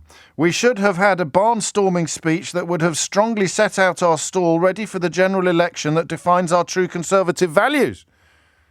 Full stop. To be 20 points plus behind in the polls and by-election defeat after defeat. Full stop. That's another sentence. Seriously, capital T. To be 20 points plus behind in the polls and by-election defeat and defeat. Full stop. If you're seriously primary school teachers listening to this, what would you do if someone submitted that as a sentence in a piece of written work, in a piece of composition? Year 5, year 6. to be 20 points plus behind in the polls and by-election defeat and defeat. New sentence. How long are MPs going to sit on their hands and let he and his out-of-touch advisers damage our party irrevocably? It's him, isn't it? You'd let him. I am letting him through the door. He is letting me through the door. I am letting him through the door. You wouldn't say, please let he in, unless you were Dame Andrea Jenkins, Minister for Education and Skills from 2022 to a bit later in 2022. How long are MPs going to sit on their hands and let he and his out-of-touch advisers damage our party irrevocably? You can tell they're out of touch because they use verbs. I therefore submit this letter of no confidence in Rishi Sunak as our Conservative Party leader. That works. I do this to stand up and fight. Oh my God, not another one. Haven't we suffered enough of Conservative politicians who want to stand up and fight? Also, she's stealing Penny Mordaunt's lunch. I do this to stand up and fight. For true conservatism, we must be a party that delivers low taxes, be trusted on the economy, and turbocharge our skills to power our economy. Skills. Turbocharge our skills, says a woman unfamiliar with verbs. We must be strong on law and order, take control of our borders, be energy independent as a nation, and stand up for our freedom of speech. I hope other Conservative MPs follow suit. This is our last chance. Hang on. I hope other Conservative MPs follow suit, comma. This is our last chance, comma. To stop Starmer, comma. The man who tried to put Jeremy Corbyn into number 10, comma. We need to stop his socialist cabal, comma, who will change the face of Britain beyond recognition, full stop. It's gibberish. It's absolute gibberish. It's like she cut some words out of the newspaper and threw them in the air and then stuck them to a piece of paper and sent it to Rishi Sunak. Kind regards, and I wish you could see her signature. I have signed about 4,000 books in the last couple of weeks, and there have been times when my signature is looking a little bit weird. But this looks like it was done while held in a fist rather than like a pen. You know, you hold a pen between your thumb and your two fingers like that, yeah? Like that. And even if you've got a bit tired, you've done 3,000 signatures in the last hour and your shoulder's hurting, you still manage to... If she did that, holding it like a pen rather than holding it like a knife, you know, not an eating knife, but a stabbing stuff knife. She's done it with a crayon. Hey, Jenkins, kiss, kiss. And that is a former Minister for Education and Skills. Like I said, a poo in a kettle. 11:49. Dave the Return is Rishi renting a personality is a suggestion from one of my most treasured correspondents. And I think it's both true and desperate. He is hoping that something that he believes David Cameron possesses will rub off on him. The tragedy is that whatever it is he believes David Cameron possesses, David Cameron almost certainly doesn't possess. But Rishi Sunak thinks it's something that he currently lacks, which probably is to be filed under personality. Will's in Brent. Will, you've been waiting for so long. I don't know quite where that Andrea Jenkins little diversion came from. I don't regret it, Will, and I stand by every word, but it is possible you've forgotten why you rang in. I haven't, Richard, but I've still got to tell you, I think it was very interesting, yeah, and, the Andrea Jenkins rant was pretty mad, wasn't it? Enough is enough. Yeah. And after a rant like that, it seems rather sad to have to end it with kind regards. Kind regards, Andrea Jenkins. A huge rant. Yours with eyes on stalks, Andrea Jenkins. Yours. Yeah, exactly. And she had been, I was just checking, parliamentary under Secretary of State for Skills. Skills, but yep. It was only under Liz Truss, so it was only for like... No, she was in there at the end of Johnson as well. It might have been one of those appointments he made when there was literally nobody else left. Everyone else had said no or told him to resign, and he said, Andrea Jenkins, you'd make a good education minister. And then Liz Truss kept her in the job and I think added some extra words to her job description. But tell me about the modern iteration of the Tory party. Well, I think that's right. And the job description at that time, became... sort of, have you got sort of loud, shouty, angry voice? Yes. Sort of, How do you get? You're resisting my invitation to actually return to the territory that we're supposed to be discussing. So I'll join you on the tangential. And why was she made a dame? Yeah, well, I don't know about that one, but I think her whole appointment is relevant to the debate, isn't it? Because it is about that kind of that lurch towards populism that happened, particularly with sort of Brexit, where they realised that if they kind of adopt a sort of populist mentality, take simplistic. It gets you over a line, but it cannot possibly sustain government, can it? They don't seem to have learned that lesson. It's bizarre. Yeah, so they've ended up with these sort of two really kind of different demographics within that coalition of conservatism now. And there's always a sort of a coalition of differing views, but here you sort of got quite opposing ones in a way, because the populist one, there's an element of kind of anti-establishment in that, isn't there? Yeah, of course there is. Rebel. And yet the traditional kind of conservative voter base, I think, is the core base, is very much an establishment one, isn't it? It's about, retaining the... So it's having your cake and eating it then. So we're going to put Esther McVey there because she can pretend she's anti-establishment, and we're going to put David Cameron there because they don't come any more establishment than David Cameron. And that might calm the horses in some corners of the Conservative Party vote.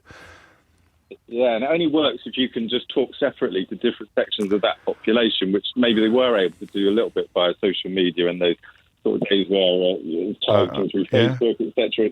But I don't know whether it works now, whether they can still do that. That must be what they're thinking that they can still do. But it is a sort of pretty massive gulf now between that yeah, no, you're right. There's two parties there. They're two extremities of the same party. It's not a great phone line, Will, so I shall crack on with your permission. But the idea of somebody who holds David Cameron and Andrea Jenkins, or Suella Braverman, but most pertinently given yesterday's reshuffle, someone who holds David Cameron and Esther McVey in high regard, what would that person look like?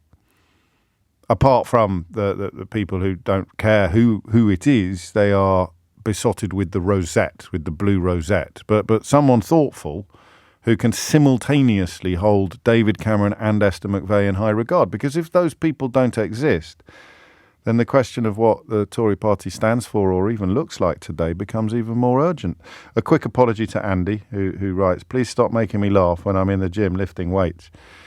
You should see me in the gym lifting weights, Andy. That would make you laugh. 11:53 is the time. Another Andy. This one is in Peterborough. Andy, what would you like to say? Hi, mate. First of all, good afternoon. I hope the day finds you and yours well. That's very kind of you. Yeah, I'm a lifelong Tory voter. Yes. I have been... for your whole life? Well, yeah. But the appointment of David Cameron's kind of shocking, really. Why? Well, because he's spineless.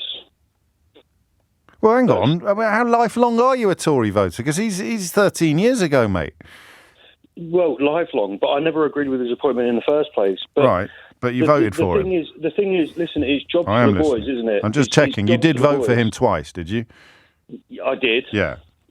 But vote spineless. It's red versus blue, isn't it? It's that kind of thing. Well, you said it. Yeah, it's red versus blue, but it's it's just the way that I was brought up. But so better a spineless prime minister than a good one.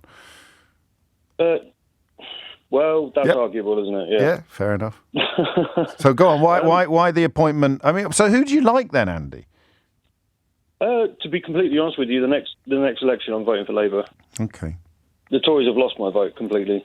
They don't stand for anything, and the appointment of David Cameron is laughable, in my opinion. Yeah. Like, he hasn't even stood as a member of Parliament since 2016. No. And remember, this is the guy, and I'm not going to swear on air because I don't want to get you in trouble. Thank you, I appreciate that. But this is the guy that it was widely reported in the wake of the Brexit vote. The next day, he said to his aides in number 10, "Why should I do the expletive deleted hard bit?" Yeah, I had some sympathy for that in a way, but when you learn that Ireland were putting preparations for the UK leaving the European Union in place as early as 2013, and David Cameron did diddly squat in the same period, then my sympathy dissipated somewhat, because if you call a referendum and you're Prime Minister, you should really be preparing the ground for both results, shouldn't you? Of course, yeah. So the scale of the job. He ran. He did run. He ran. Yeah, but hang on. Now I mean, all of a sudden he's back in as foreign secretary. What has he done in the meantime to? Well, he made a few million quid from a company that went bust after he tried to get them some cushy loans from the government by sending special texts to Rishi Sunak asking for special treatment. And also, he wrote a book in a shepherd's hut. It's strange that he got a peerage as well, isn't it? Mm. Well, he needs a peerage to be, well, kind of needs a peerage to be in cabinet. I'm just going to pick you up on one thing. Go for it. Did you vote for Brexit? You don't have to tell me. No, I didn't. I voted against it. Okay. But I don't think that he campaigned hard enough against it. No, I don't think that he campaigned hard enough either. But if he'd tried to stay, I think that the pro-Brexit wing of the Tory party would have torn him to shreds. That I think is not in defence of his cowardice, but in defence of his decision. I genuinely. I mean, imagine what. You know, he was left in an untenable position. Yeah, exactly. But the thing is, he didn't campaign hard enough or try to convince people that this could actually be a really bad idea. But let's not, No, I was looking at his tweets yesterday because I'm weird like that, and his tweets about the economy, they were getting like 600 or 700 likes. I know this was 7 years ago, but it's still. A very odd, very muted campaign. And, of course, the fellow leading the Labour Party at the time was measurably worse, even worse than David Cameron leading the Conservative when it came to campaigning for Remain. So, not for the first time. One of the things that sort of disillusioned... Sorry to cut you off, mate. That's all right. One of the things that... this is where the disillusionment, I guess, began with my relationship with the Tory party, was an episode of Question Time. Yeah. And there was a geezer on there, looked to be like mid-40s, 50s, van driver type. Do you know what I mean? Sure. And he turned around and said to David Cameron, after Brexit, when are they going back? Like we're just going to deport a million I don't remember Eastern European immigrants. Yeah. Yeah, it happened, bro. No, I'm familiar with the sentiment. I just don't remember the specific episode of Question Time. He said, when are they going back? Right. And it's like, hang on. Well, something's gone very, very wrong here with your messaging. Something's gone very, very, very wrong. So that's what he thought they had promised to deliver that, didn't he? Yes. And he didn't arrive at that position by accident either. That was absolutely not. That's the tiger they rode, I think, to get Brexit over the line. And it would have been, had I been a traditional Conservative voter, it would have been a moment for me as well, Andy. And in fact, you bring us to the end of the hour and the end of that conversation with another reminder, albeit that you're now planning to vote Labour, that the loneliest people in British politics at the moment are the kind of people who are, if you like, fiscal and even social conservatives, but not driven by nativism, jingoism, xenophobia, racism, whatever you prefer to call it. They're not driven by that. So all of Suella Braverman's pronouncements about such issues would just drive you ever further away from the party. And yet David Cameron's appointment isn't going to draw you back at all because of his record and, in Andy's words, his spinelessness. And we haven't even mentioned the Panama Papers, which provided a little bit more of an insight into some of the financial arrangements of his family. It's coming up to 12 noon. Up next, schools are being urged to celebrate working class cultural heroes. It is 3 minutes after 12 and you are listening to James O'Brien on LBC, where we turn our attention next to a subject that fits very neatly into some of my favourite territory that we explored during our time together. I am fascinated by social mobility, as you know, and by class. Class is relevant to the conversations that we've already had this morning, because imagine if David Cameron had been born on a council estate in Sunderland, for example, or Wolverhampton or Glasgow or wherever you prefer. The same DNA, the same person, the same skills, the same attributes, the same intelligence levels, but none of the opportunities, none of the privileges, none of the inheritance. Where do you think he would be today? Hand on heart. Let's just take a moment to think about that. Some people rise from poverty to achieve greatness, but it is a much more common journey to plot a relatively horizontal course through life, or indeed to start on the loftier rungs of our society and scale a few more. Where would David Cameron be today if he had been born to a single mother. Let's just go all in on the cliches.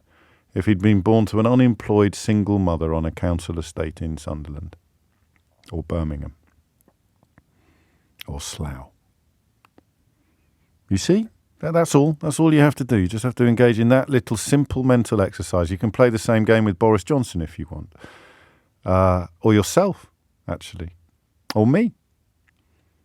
And that's the class system. That is the system that we live in. That is the country. That is why two authors of a new report called The Working Classroom dismiss the notion of meritocracy and describe it as smoke and mirrors. Social mobility essentially involves lifting a few working class children, they argue, away from their identity. And they're right. They're just right. If you're struggling with that, I'd be surprised. I wasn't expecting you to actually submit suggestions as to what David Cameron would be doing now. But whoever sent in an unlicensed bookie, James, has really done the imagination. Where did you get that from? George in Chelsea suggests he'd be managing a Tesco Express. I'm going, unlicensed bookie is just absolutely brilliant. But I wasn't meaning that as an actual exercise in what do you think David Cameron would be doing if he'd been born to a single mother on a council estate in Sunderland. I just wanted you to recognise something that I'm very conscious of in my life, and that is the role that privilege and advantage plays. And I'm conscious of it for two reasons, I think. Number one is that my parents made it clear to me how much advantage was being bestowed upon me by dint of the education that they paid for. There are other advantages in life, and I got those too, actually. I got all of the love and security that a child could wish for. But I think, and oddly, Stuart Lee asked me about this the other night when he interviewed me for the new book. And Stuart's adopted as well. And I think there's a duality to the adopted child's existence. Subconsciously, you don't notice it all the time. But I would have been raised by an unemployed single mother in rural Ireland in the 1970s if I hadn't been adopted. So that little exercise in imagination that I just encouraged you to play with David Cameron, I don't need to play it. That was me.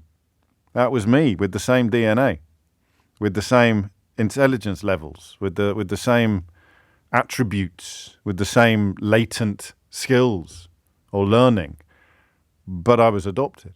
So I grew up where I grew up and went to the schools that I went to. So Ben in Exeter suggests he'd be a pig farmer. You're going to have to stop this now. I'm trying to set up an intelligent phone-in show and you keep making me giggle. So it's an unlicensed bookie or a pig farmer. That wasn't true, by the way, that story. And so I don't struggle. I find it really, really easy to say, crikey, cool, accidents of birth make a big difference, don't they? Because it's just so obviously true. And yet apparently it isn't obviously true because lots of people deny it. Lots of people who were born 3-0 up truly believe that they've scored a hat-trick in their lives. Do you remember when we talked about the abolition of tax breaks for public schools, for private schools, that Keir Starmer is intending to introduce? And every time you do that topic, you get a call from someone who insists, A, that they're very hard-working, as if parents who can't afford to send their children to private schools somehow are less hard-working. And B, and this is the bit that drives me bonkers, they deny that it bestows any advantage. They can't quite admit that people like them and me and my parents pay this money to accrue an unfair advantage for our children. So first of all, they claim it's not unfair, but it might be an advantage because I work bloody hard.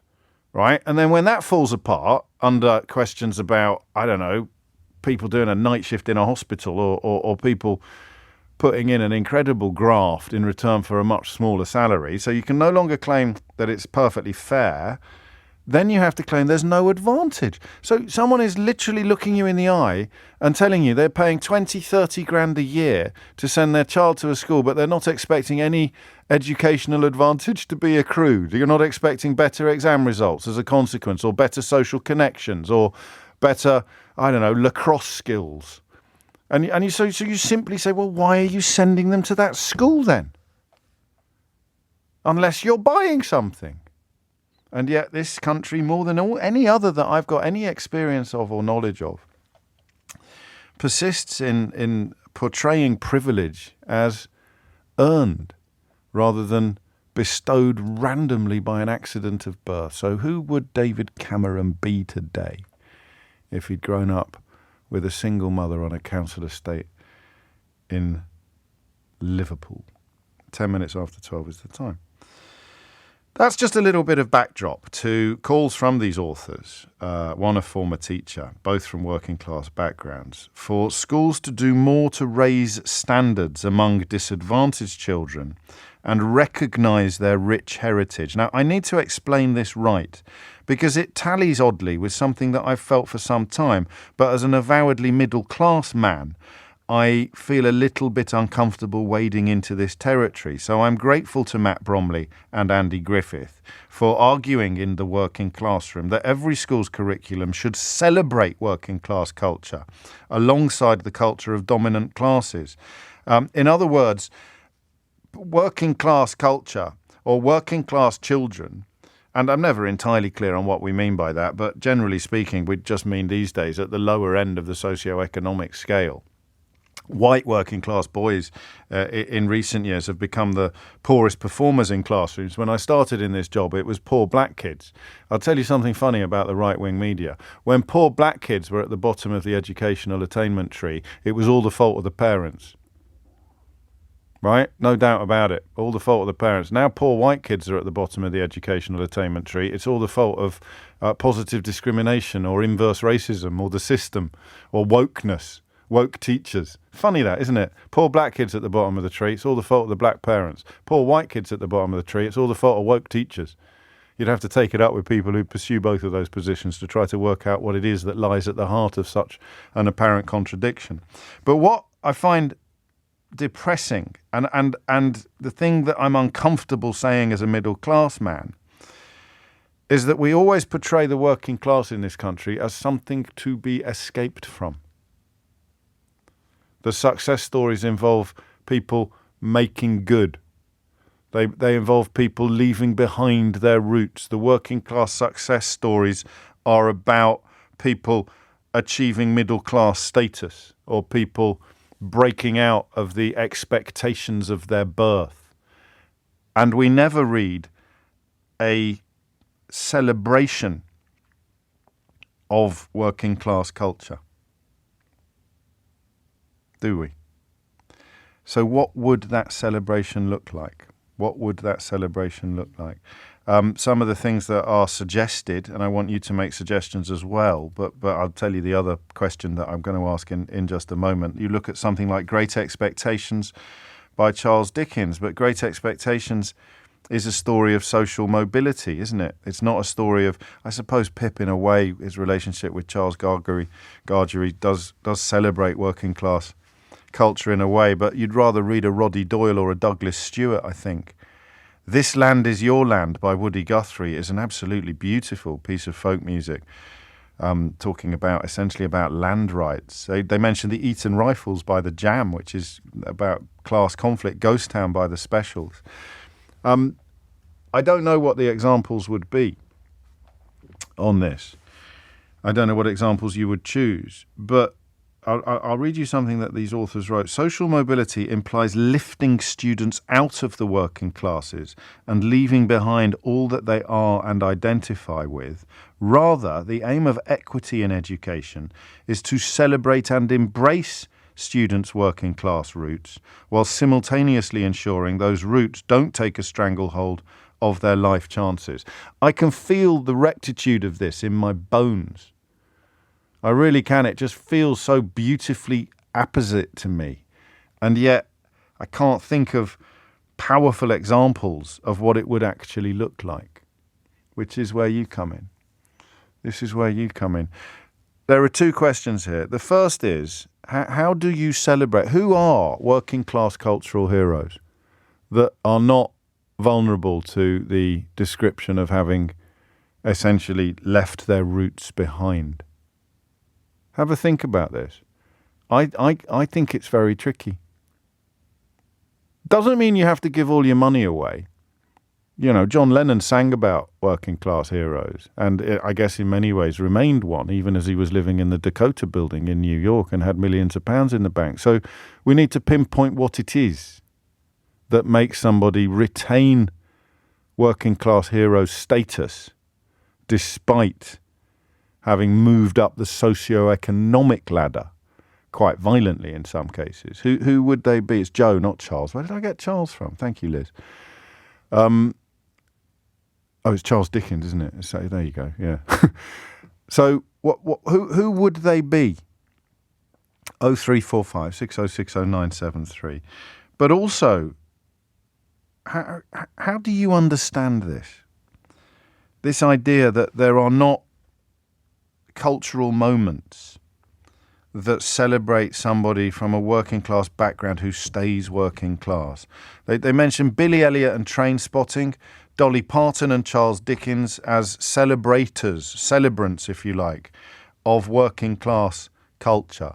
What are the great examples of working class cultural heroes? And how do we... I've got to get this right. What does it look like when you retain working class cultural hero status despite not being poor anymore? Okay? I don't know if I've set this up right. I'll level with you. I think I have, and I find it incredibly powerful personally because I think that the greatest tragedy of being born English is the notion that you should know your place. I usually quote at this point that hymn that we all sang in school without knowing what the unsung verse said about the rich man in his castle, the poor man at his gate. God made them high and lowly and ordered their estate, as if it is God's will that Jacob Rees-Mogg rides around on a penny farthing while other people are using a food bank. It's not a consequence of human conditioning. It's not a consequence of deliberately imposed inequality. It's not a consequence of our class system. It's God's will. I think that's the single most depressing and dismal thing about being born English, is the subscription to that school of thought. But I don't know what I'd point to first as proof of what these authors are describing. Who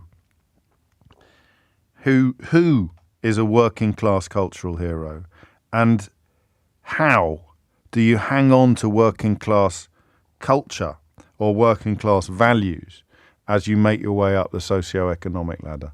The reason I say I don't know whether I've set this up right or not is because I can't quite yet imagine what you're going to say when you call me, which means you might not call me at all, in which case we'll probably go back to Andrea Jenkins' letter of no confidence in Rishi Sunak just for comedy value. But I'd really like to get stuck into this. I've talked for 15 minutes and I've said a lot of words.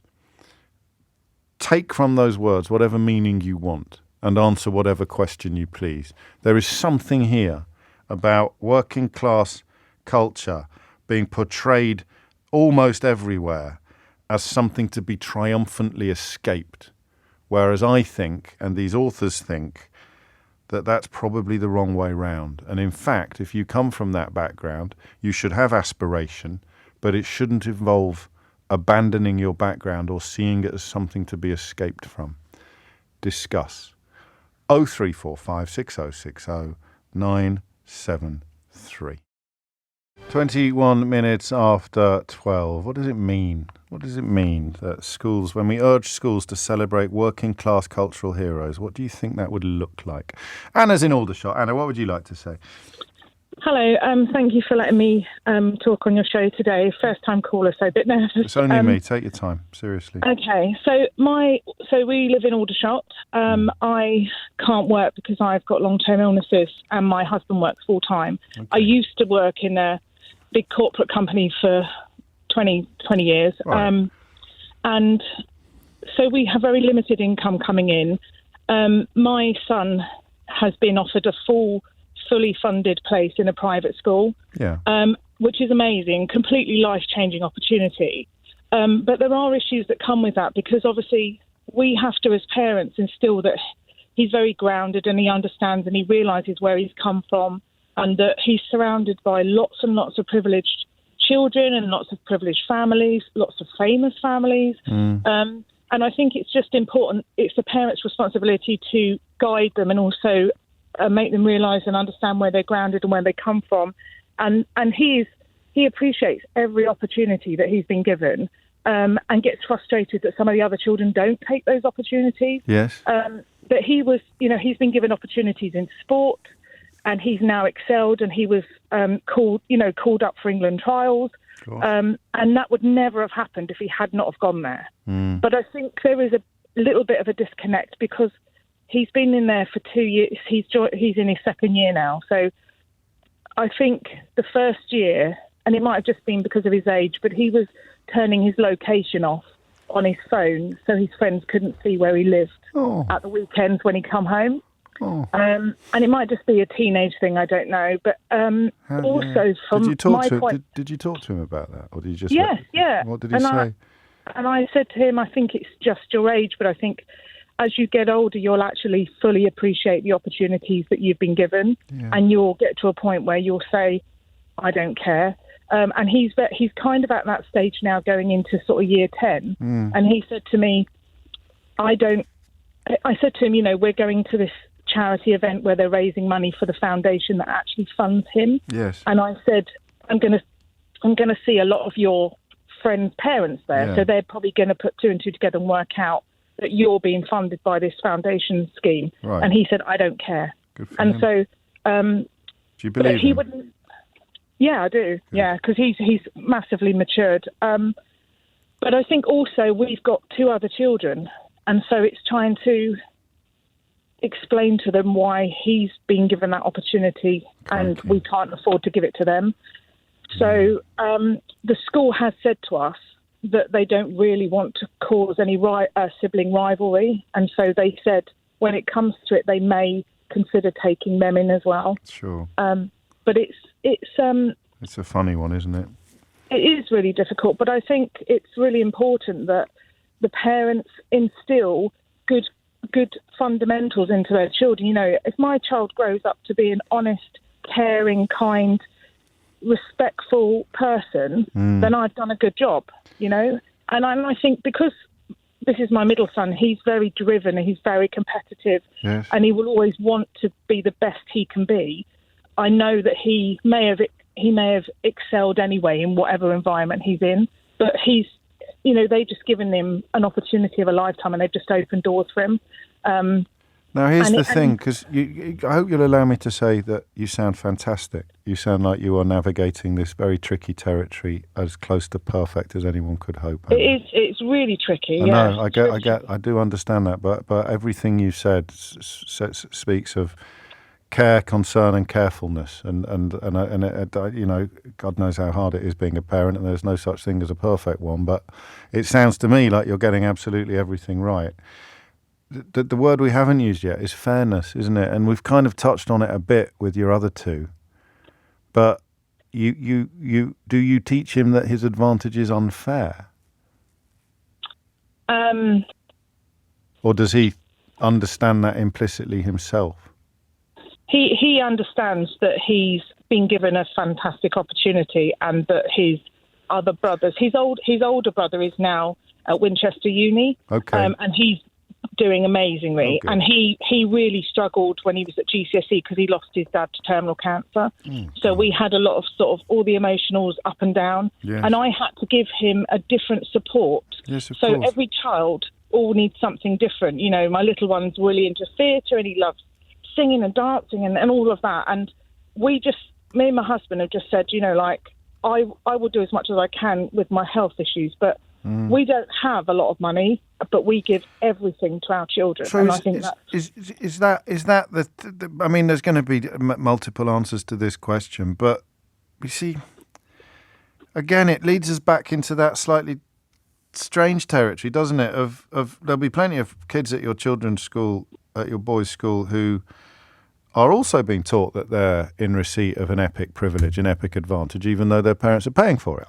My parents paid for my education, and I was very, very conscious of the exceptional nature of that advantage and how lucky I was. And there'll be some who think it's their birthright.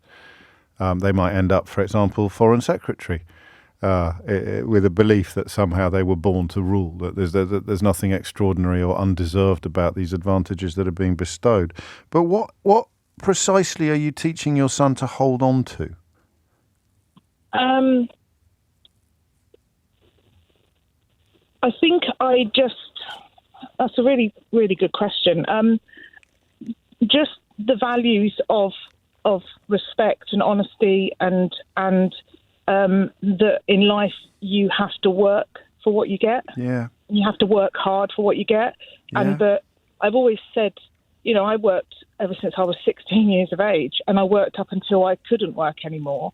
But I've always taught my children that if you work hard, then you'll get rewarded. And if you're a decent person, then, you'll build the right friendships and you'll build the right connections and you'll progress in life. But the most important thing to me is that they're happy. And if they're happy and they're healthy, then fundamentally that's amazing. The rest will follow. Although not a lot of that is specifically working class. It's more sort of human, isn't it, or humanist?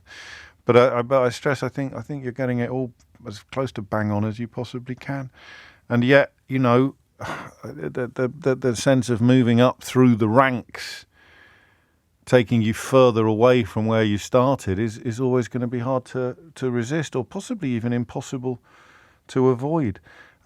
Thank you, Anna, and good luck to all of you. It's coming up to 12:30. I've just remembered I've got a guest at 12:45, so we're not going to be able to take a tiny fraction of all the calls that have come in on this. It's my fault, sorry. We may return to it on another occasion. 12:33 is the time. You're listening to James O'Brien on LBC. It's a weird one. I know what it is, and I know what I think, but I can't quite get the words out. Social mobility versus celebrating working class cultural heroes. The idea that if you're working class, an awful lot of the cultural input and influence you receive is telling you to break out of your background. How can you break out of your background while retaining loyalty to it, or love of it, or values from it? Anne-Marie is in Kazanlak in Bulgaria. Anne-Marie, what would you like to say? Hello, James. Hello. Nice to speak to you again. Likewise. Yeah. How are you? I'm fine, thank you. Good. I had two working class heroes who I was thinking who didn't who celebrated their working class culture. Is L.S. Lowry, yeah, and John Cooper Clarke. Yeah, I'd take both of those. And what it's a bit controversial for a Scouser, because they're both Mancunians, aren't they? I think Lowry was. Yeah, they're both but from it doesn't Salford. matter. No, I know, I'm teasing. Yeah, but as I say, they celebrated working class culture. I mean, you look at the paintings of Lowry. It's the factories, it's the football matches, it's that community that he was celebrating. And when he was offered a knighthood, he said, "No, you're all right. I'll pass on that one. I don't need it." The same with John Cooper Clarke. I mean, he celebrates his accent, he celebrates the rhythms of the language, yes, and the themes of working class life. And in terms of, we don't celebrate those individuals enough in schools. I can't really argue with that, because they're probably neither of them on curriculums. Lowry probably gets more cultural respect than John Cooper Clarke does. Although, for people who don't know, John Cooper Clarke is an absolute polymath, isn't he? Rock star, indeed, comedian, poet, most obviously, perhaps, and just all round genius. So what is it that we're picking on here? It's the actual subject matter of their work that puts them into the category you're describing, as much as anything else. Indeed, yeah, because it's a case of, I'm as you know from previous conversations, I love art and I love poetry, and I will celebrate all forms of it. But when it comes to identifying specific working class themes, it tends to be overlooked. It doesn't happen, and I'm does thinking, it doesn't. And I was thinking, if you go back to, here's a name for you, Lenin, Vladimir Ilyich Lenin. Yes. He said art belongs to the people. He did. It doesn't belong to a particular class. It belongs to everybody, and all the various nuances of life. All of it needs to be celebrated, and all of it needs to be. Accents, for instance, is another one. Yes. With social mobility, people lose their accents. They feel the need that they have to abandon their accent. Why? You know why? It's a transaction. You're second guessing snobbery, really, aren't you? When you abandon your accent. But it's ingrained in British culture. The further I get up the ladder, I need to abandon a little bit more of my accent. I need to, you're not doing a very good job of it, Anne-Marie, if you don't mind me saying so. Not with me, they're not now. As I say, it wouldn't matter where I lived. I would always maintain my Scouse accent. Yes. And strangely enough, my Scouse accent helped me with my degree. I did Russian language, and I was just having a discussion with a very high-ranking Russian official once, and he said, "Do you know you speak Russian with a beautiful accent?" Is that right? Yeah. Fascinating. How Because we have we roll our R's, and it makes the pronunciation of Russian much easier. Lends itself to speaking Russian. That's sensational. How important is so what we're talking about is, and you've just picked up on this actually, it's not making any effort to disguise where you come from is going to be quite a big part of staying true to your roots, isn't it? It is. But you could still, because John Cooper, Clarke and Lowry, I don't think they particularly enjoy the trappings of the wealth that they've earned, certainly in Lowry's case. I think he stayed in very humble circumstances. I've got it in my head that he stayed living in the house he grew up in, but I may have dreamt that or imagined it. Did he? How important is that? Because I think I can think of rock stars or sports stars that have stayed true to their roots, but also enjoy the trappings of the enormous wealth that they've earned.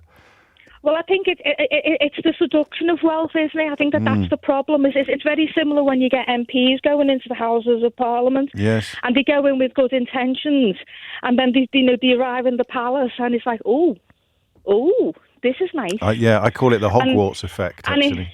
It's very, very seductive. And you begin to think you're to the manor born. To resist that. Yes, and you begin to think that you're to the manor born, don't you?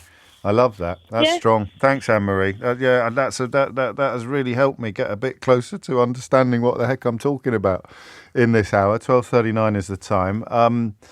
Vicky's in Shrewsbury. Vicky, what would you like to say? I've got a few unconnected thoughts. Welcome to my world. Welcome to my world.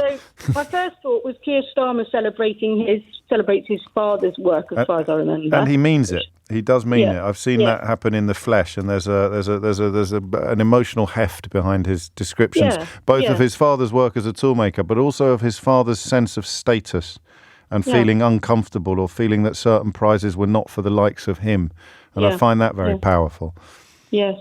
I mean, I've got a daughter who works in a care home, and I, seeing the way she works, she's had several weekends without any time off because of people being understaffed and so on. And we saw it in the pandemic. We called them heroes, but we don't value them as heroes. And I think paying working class those jobs that are heroic. Does it make somebody a hero just doing their actual day-to-day hard graft job? Do you have to be, you slightly conflated being a hero with being successful in wealthy terms and earning more money and going up the social classes, and I don't think you necessarily have to do that to be a hero. No, quite the opposite.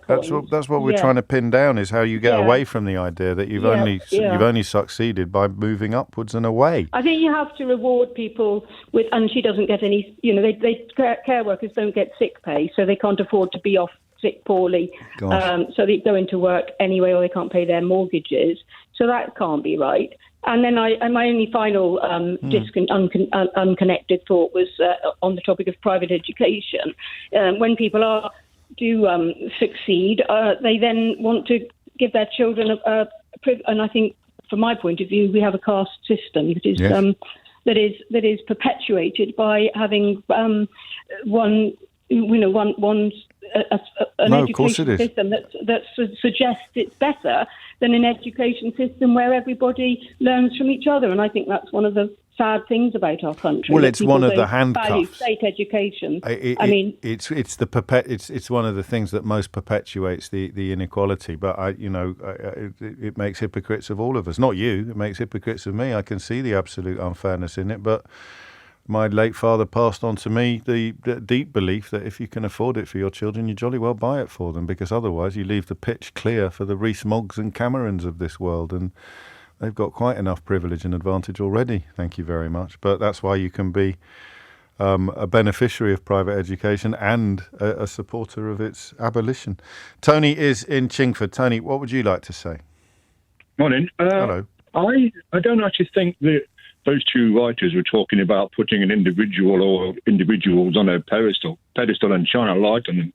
I think they were talking about the quiet people who just get up and get on with their life and get on with their job. I mean, there was a movie, I'm racking my brains trying to remember it, about this kid who wanted to join a gang and he thought it was the only way out, and you know, the only way to get money or to get recognition or to get some sort of status.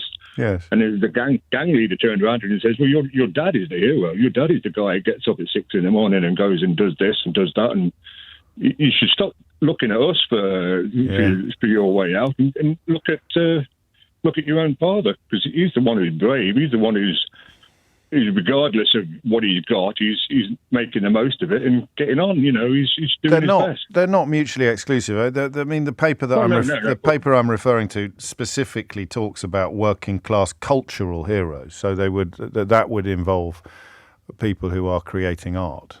That's a cultural hero. But you're quite right. If we're talking in broader terms about what a working class hero is, then it's people that hold it all together in circumstances that are less salubrious than the ones enjoyed by middle class and upper class people. Yeah, the real backbone of the country, those people. As a friend of mine once remarked to me when I said I didn't want to go work in a chicken factory, he said, you can't say that about people who do that sort of work, because without them, there isn't anything else to build upon. Yeah, except, I mean, that again, this is why I mentioned at the outset, Tony, that as a middle-class bloke, I do feel slightly conscious of being careful, because most people, I mean, if you've got a real grind of a job, most people doing it would probably rather be doing something else. So it's not that insulting to say, "Oh, I wouldn't fancy that myself." You can talk about a chicken factory. Do you see what I mean? In fact, aspiration is. I mean, my first home was in South Yorkshire, and a lot of my parents' friends were. There was a lot of coal miners around. They weren't my parents' exclusive friendship group weren't coal miners, but very rarely did a dad want their son to go down the pit, and very rarely did they actually break the chain. It was that's the relationship between opportunity and aspiration. The dad doesn't want that for the son, but the opportunities to do something else just weren't there, which speaks of a weird dichotomy, doesn't it? A weird contradiction. Yeah, that gives me something more to think about, actually. You said that. You've given me plenty to think about as well. Thank you, Tony. You are listening to James O'Brien on LBC, where this conversation doesn't have a definitive answer. It's not Mystery Hour, but it does speak once again to this curious English condition of thinking that some people are to the manner born and others should just know their place, and that some prizes are not for the likes of us or of you or of him or of her. And yet David Cameron, a man of no discernible ability whatsoever, except a sort of clubbable demeanour and an alleged charm, an ability to glide effortlessly through life without impediment or obstacle hindering him unduly, he can rise to the highest office in the land. So I sort of almost conclude that conversation where it began. Imagine he was born to a teenage single mother on a council estate. Where do you think he would be today? And then also remember that Angela Rayner was. Whose journey do you think has been hardest? Whose climb has been steepest? Whose achievement is greatest? It is 12:49 and you are listening to James O'Brien on LBC. The Suella Braverman may have been thrown out of the cabinet, but her legacy will be in some ways determined later this week when the ruling on the Rwandan deportation policy is finalised. Nobody knows which way it is going to go, but it occurred to me some time ago that we have sort of glossed over, apart from the reports that I've shared with you about refugees in Rwanda protesting against their food rations just a few short years ago and being shot dead for their troubles. The question of how suitable a destination for these people Rwanda might be hasn't really been asked enough. It's the notion of we've talked a lot about deportation. and not that much about Rwanda, which is odd, really, when you think about it, because the history of genocide in Rwanda was quite well documented in the West. And for people who hadn't been fully aware of it, the Hollywood film Hotel Rwanda was an astonishing introduction to some of the horrors that were visited upon that country during that period. And it features, of course, the story of Paul Rusesabagina, who was the character played by Don Cheadle in the movie. Now, I met Paul's daughter last year at the Magnitsky Awards, which are unfolding on Thursday night this year as well. And I'm delighted to say that not only is she with me now, but she's also going to pick up an award on Thursday, along with her sister Anais, for young human rights activist. And Corinne, I want to know a little bit about Rwanda, really, and I'm very grateful to you for being here today. Your dad, I mean, this isn't ancient history, is it? Because he was most recently arrested in 2020, essentially kidnapped. And last time we met, this time last year, you were still advocating for his release. He is now free. He's back in Texas, I think. Yes, thank you for having me, James. Yes, my father has now been freed, but he spent 2.5 years wrongfully detained in prison in Rwanda, where he was being tortured, was subjected to a sham trial, and deprived of all his human rights. Thankfully, after international pressure and the support of many human rights organizations and governments around the world, the dictator of Rwanda was forced to let him go. We speak of Paul Kagame, who remains in post. So what was your sort of initial reaction when you heard that a government such as the UK's government was doing business with Kagame's regime in this way? I was absolutely shocked. Rwanda is a dictatorship. There is one man in power who has been in power for almost 30 years and plans to be in power for another 10 years.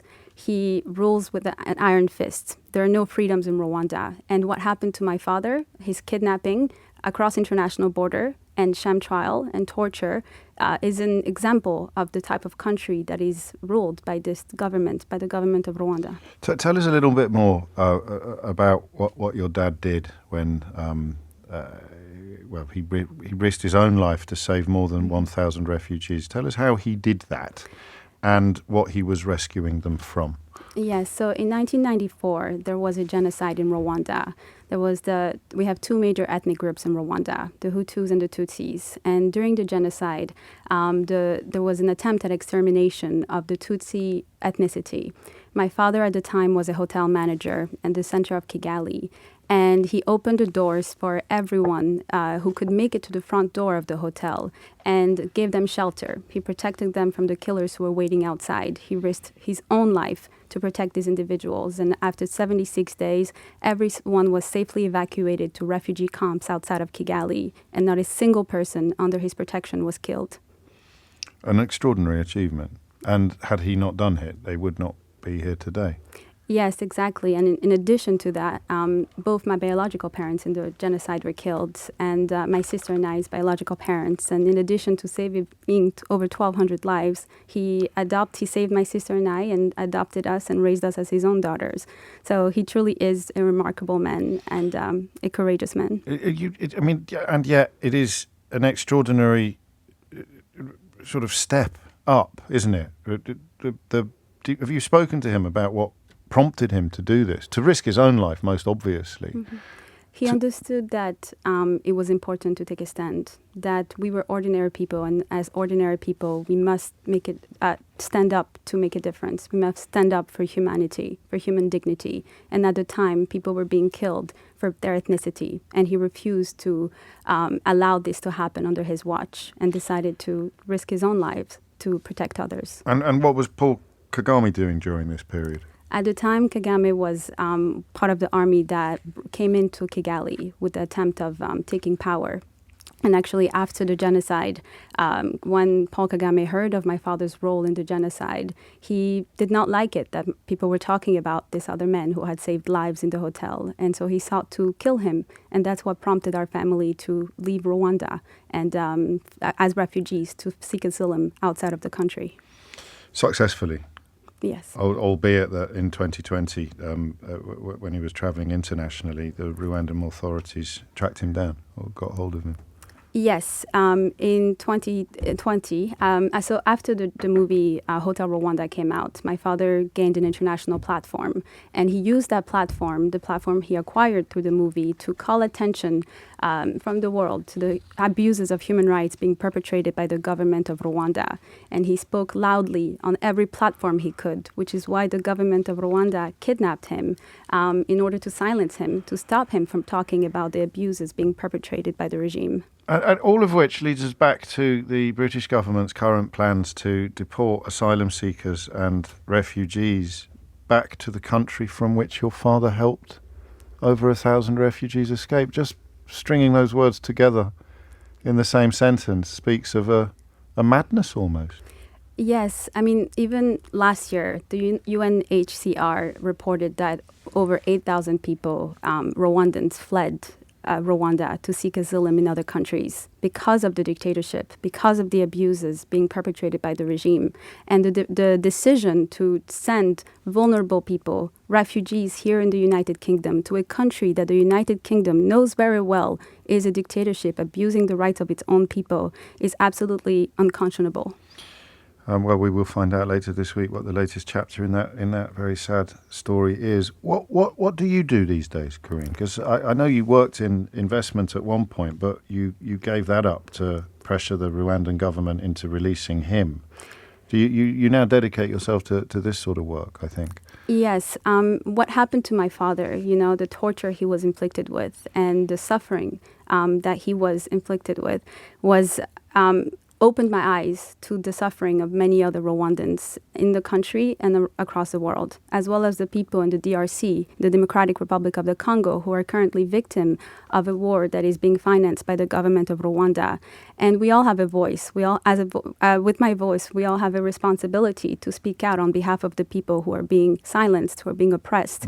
And with everything I've learned and all the people I've met throughout the past 2.5 years advocating for my father, I've taken on the responsibility, along with the rest of my family, to continue to shed a light on these abuses. Well, thank you for that. And I look forward to being part of the audience that will honour you and your sister Anais at the Magnitsky Awards on Thursday night. How fearful are you and your sister and your dad still? Because the circumstances in which your dad was captured, is the word I would use, or kidnapped, were remarkable. The plane he was on, he thought was heading to Burundi, but obviously deals had been done and money perhaps had changed hands, and instead he was taken back to Rwanda where he was arrested. So is there a threat? And I know you feel, or that you've been illegally surveilled at times in your life as well. Does the family still represent? Are you still a thorn in the side of Kagame? Yes, because Kagame and the government of Rwanda goes after anybody who dares to speak out against the regime, anybody who brings attention to the abuses of this government. And while I was advocating for my father, I was physically followed by agents of the government of Rwanda and harassed, whether on social media or through illegal surveillance of a spyware in my phone. I don't feel safe, but I also know that when we stop speaking, this is when they take the opportunity to hurt us. And so it's important to continue to speak out, to be loud and call for accountability, call for the world to put sanctions like the Magnitsky sanctions, targeted sanctions, which can be placed on individuals who are responsible for abuse of human rights. I don't feel safe, but I think it's important to continue to speak. And finally, what would you say to British politicians who are I used the language that one of our politicians used herself. They are dreaming of the day that they see a plane full of refugees flying to Rwanda, flying to Kigali. I would ask them to have some humanity and to not send vulnerable people and vulnerable refugees to a dictatorship. Corinne Kanimba, thank you so much for your time today. And as I say, I'll see you on Thursday. Thank you very much, James. That's it from me for today. As I mentioned, Corinne and her sister Anais will be picking up their Magnitsky Award for Outstanding Young Human Rights Activist on Thursday night, and I'll tell you more about that ceremony on Friday. If you missed any of today's show, you can listen back to the whole show podcast on Global Player, where you can also pause and even rewind live radio. You'll also find all of LBC's shows to catch up on, as well as the world's biggest podcasts. Pause and